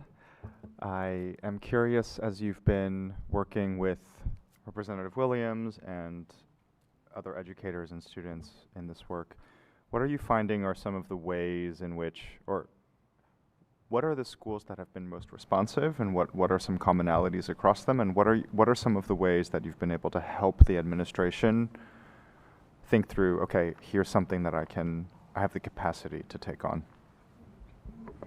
I really think that the issue is empowering students to take lead. There are students who are interested in this, and finding them and providing them the leadership and support. The check, for example, and also the structure, they're looking and saying, okay, we'll have each advisory responsible for the students in their advisory. So it gives them a denominator, a list, and then finding those students who will do the leadership. But whether it's the Honor Society, the Student Government Association, the soccer team, finding some group of students, I think, to either come together and really support it, I think makes a big difference. So let me repeat that back. The schools where the organizing has been most effective has in many ways been spearheaded by the students to work with then their administration to move forward? Right, with strong support from faculty. Yeah. And there's no question about that. Mm-hmm. And I mean, Representative Williams brought how many kids from Capital City to one of the trainings? I mean, they were fabulous. We brought a good handful, not to call up your time, but please. Dr. Johnson also said that the assistant principals have been a key point person, because when we send a lot of emails to head of schools and principals, their plate is full, but we've gotten a lot of responses from assistant principals. Great. Okay. Thank you. Representative Goulet. I want to thank you all for your testimony, and I'm a big believer in math. I don't think students, if they don't know basic math, can get, not only getting a job, but then succeed. They can't understand what they're making. They can't really invest, and it's just a detriment, throughout the rest of their life if they don't have the foundation in math. So I really want to support this. Did you get an opportunity to speak at the marathon hearing the council had to advocate for this? Were any of you able to speak at that hearing? Did you have folks there? Okay, does this require any legislation? So do you have any accompanying legislation that would go with this at all, that would implement it? Do you know, does it require like something in law to get this done, or are you just trying to add money to the budget?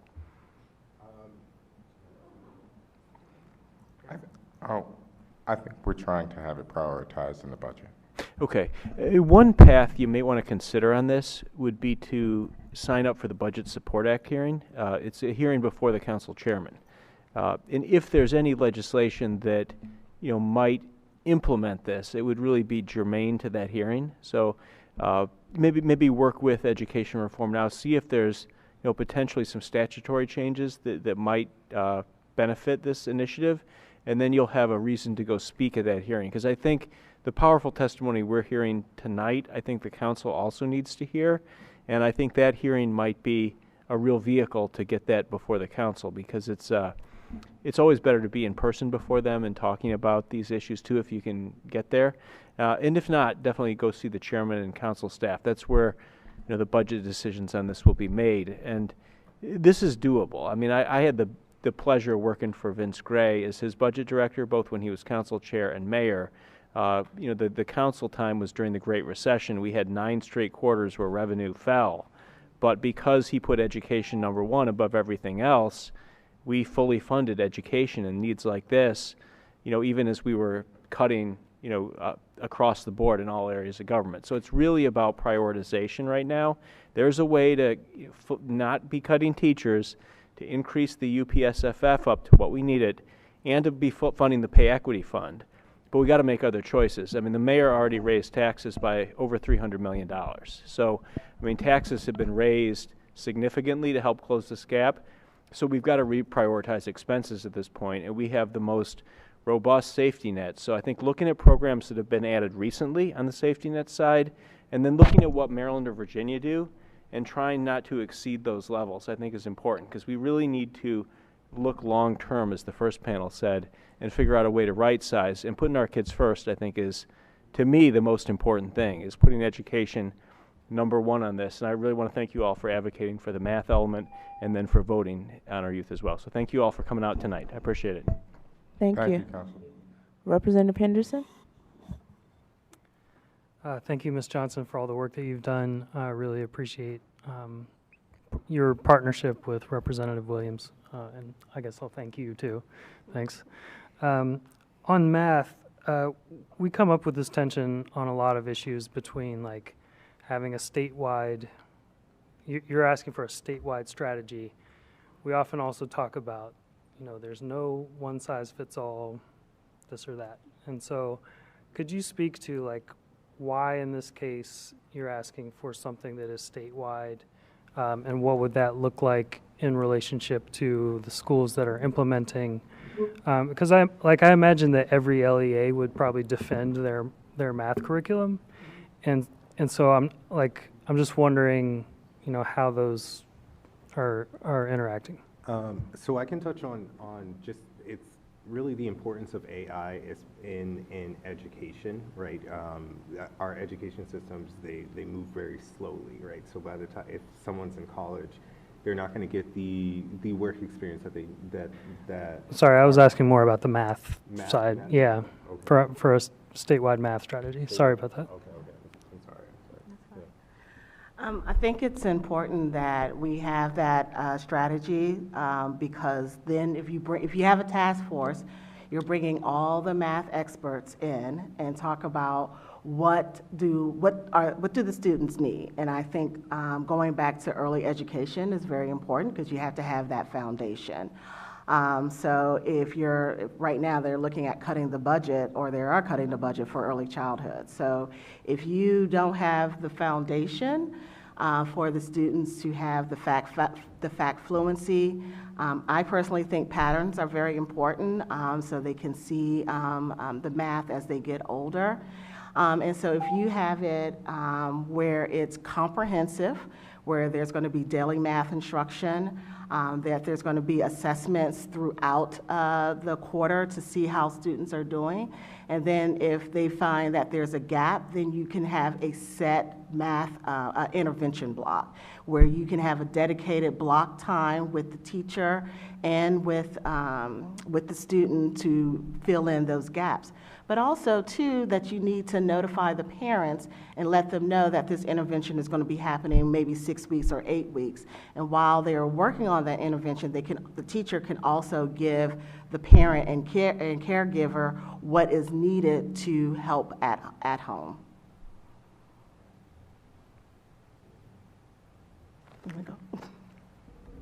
If you have anything to add. I'm sorry? Do you have anything to add? Absolutely. Yes, I wanted to say that was a very strong comment, but I also believe that, sorry, am I good on time?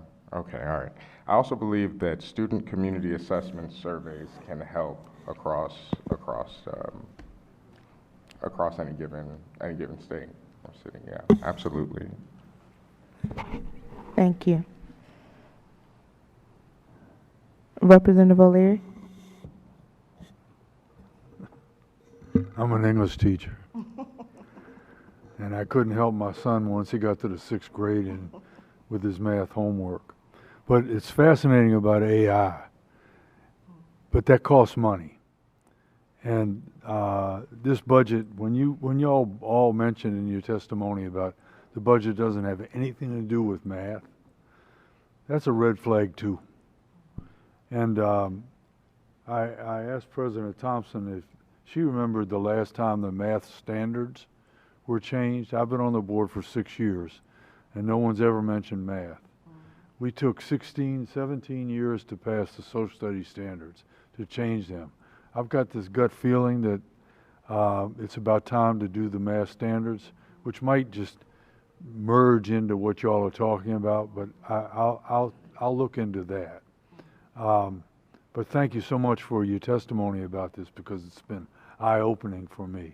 I have an idea for the, when you all were talking about graduation or rehearsals to talk to the students, the biggest kept audience in the city in June are the graduation ceremonies. Not the rehearsals, but the graduation ceremonies, wherever they are all over the city. I would advise that you have a table where you can just register people at the graduation ceremonies. Now that might be really off the wall, but maybe it would work. If you can get 10 or 100 people to register at the graduation, that's 100 more than you had before. I'm going to give up the rest of my time.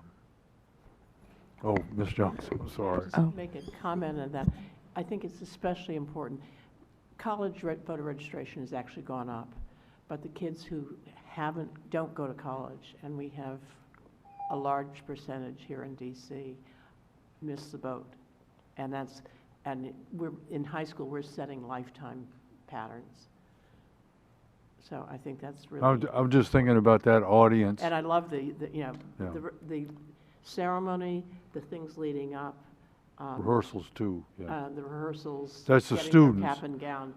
Those are all places where I think we can touch, so.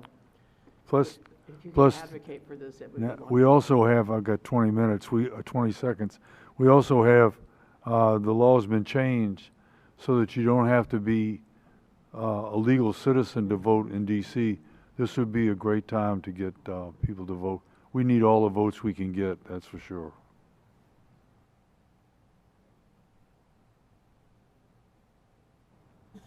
President Thompson.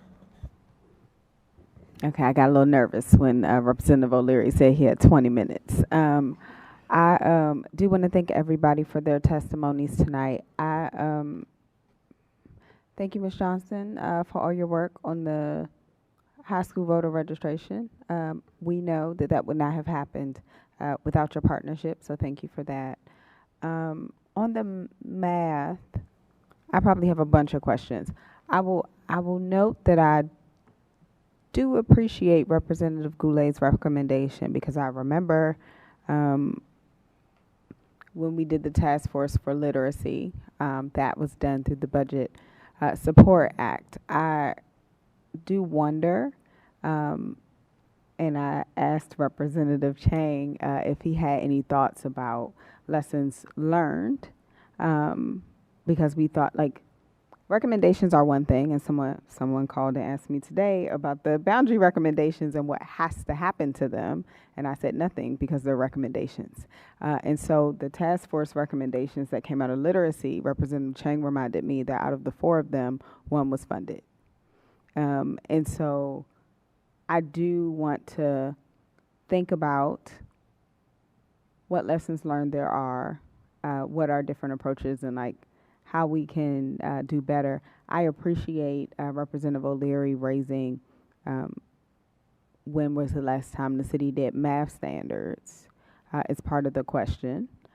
Because in what we learned, if nothing else, in going into the deep hole that is social studies standards, is it's not just the standards, but it's also like the curriculum supports, it's the professional learning, it's the instructional materials that go along with. So it is the whole kit and caboodle, if you will, and that's really important. Our staff then shared, because they do text us while we're on the dais, that the answer to Representative O'Leary's question is the last time we did math standards is 2008. I will admit I do not know the recommendation for how often we should redo math, how often we should redo literacy. So that's probably a follow-up question that somebody will text me the answer to. But I appreciate you all's testimony in raising these questions that we should ask as the state board, and giving us some fodder around what possible paths forward might be. So I will yield the rest of my time, because it's not fair to give someone a 20-second response, and that was more commentary than anything else. But I do appreciate you all's testimonies this evening, and I think that is the final round of questions. It is. Thank you all so much for taking the time out to testify this evening. Thank you. We welcome public witnesses at all of our public meetings. At this time, I will turn it back over to our president. All right. Thank you. We got a correction. 2010 was the last time we did the math standards. Yes, 2010. It is still 14 years. The math tells us that. We do know that. I want to thank all of our public witnesses for their comments tonight. We do sincerely appreciate your testimony, and they do guide our next steps. I want to move us now to vote on one state resolution. And I will look for a motion and a second for each resolution, well, each being one, followed by Director Butler reading the resolution into the record. Once the resolution is read into the record, we will have member discussion in 3-minute rounds of statements before roll call votes are conducted. We will first move. President Thompson, may I move to waive the reading of the resolutions? Yes, but not yet. Great. Well, I knew that was coming. We will now move to vote on State Resolution SR 24-7, recommending policies that address chronic absenteeism and truancy. Is there a motion? So moved. All right. Is there a second? I will second it. The motion is properly moved and seconded. Director Butler, before Director Butler, do you want to?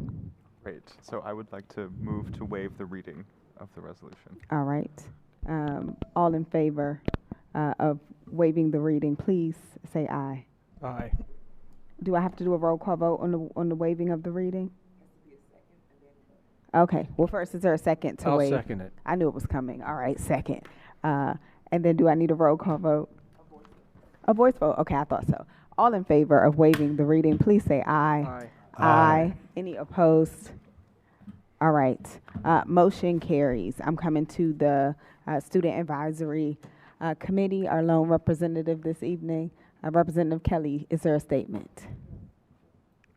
Yes, there is. Okay. For SR 24-7, the Student Advisory Committee is in unanimous favor of the resolution and wanted greater emphasis on dedicated adults in the school community, focus on the relationships building between students and adults, strengthening bonds between schools and families, and on expanding the data collection to encompass family income info, residency, and race and gender demographics. Overall, making students feel more safe outside and within their school communities to make their mental health better. Thank you, Representative Kelly. Is there a discussion on the resolution? Yes, the SAC is in unanimous favor of the resolution, having no additional recommendations. All right, perfect. Is there discussion from elected members on the resolution? Oh, no. All right. I will flag that we do now have established committees. So I expect this not to be the end of our conversation around truancy, but one step in the right direction. We do have, what are we at now? 3 different proposals in front of the council, and we are anticipating that Chairman Mendelson will be holding one hearing to deal with all of those proposals. So we wanted to make sure we elevated the solutions from the expert panel that we heard from a few months ago now into that conversation. If there is no further discussion, the motion is to adopt SR 24-7, and Director Butler will call the roll. Representative Kelly? Yes. Representative Chang? Aye. Representative Goulet? Aye. Representative Henderson? Aye. Representative O'Leary? Aye. Representative Williams? Aye. President Thompson? Aye. Resolution 24-7, recommending policies that address chronic absenteeism and truancy, has passed. Okay. That is our only statutory vote. Members, we will alert you when this is transmitted to council. I do appreciate the timeliness because one of those things in the resolution actually has to do with community schools because we heard testimony from CIS and it is budget season now. So thank you all so much. Next, new business. Members, are there any announcements or comments you would like to make as part of new business before adjournment? Representative Goulet. Well, I'd like to turn to our executive director on this. Can you just put on the record the dates of our meeting, not our dates of our meeting Saturday, but the timeline and kind of the procedure for signing up to testify? So anyone from the public who may be listening will know how to come in and engage in that process? Absolutely. The DC State Board of Education is hosting a community budget forum on Saturday, April 20th, beginning at 10 a.m. in Old Council Chambers at 441 4th Street and the Marion Berry Building here. at the Judiciary Square Metro. You can sign up via the DC State Board website or any of our social media channels. We have a registration form. Registration to testify must be complete by Thursday at noon. That is tomorrow, April 18th. All right. Any further announcements or comments from members? That was a great one, Representative Goulet. All right, hearing and seeing none, I do want to thank all of our members for their time and engagement tonight. I also want to thank, again, everyone who testified before us and everyone who hung in there in the gallery to listen to other people's testimony. We do truly appreciate it. We will next convene at our working session on May 1st. That is the first Wednesday of the month, and public meeting on May 15th. That is the third Wednesday of the month. With no further business before the State Board, I would now not just entertain, but welcome a motion to adjourn. So moved. All right, is there a second? All right, thank you. All those in favor? Aye. All right, sounds like the ayes have it. And this public meeting of the DC State Board of Education is adjourned at 8:42 p.m. Thank you, everyone.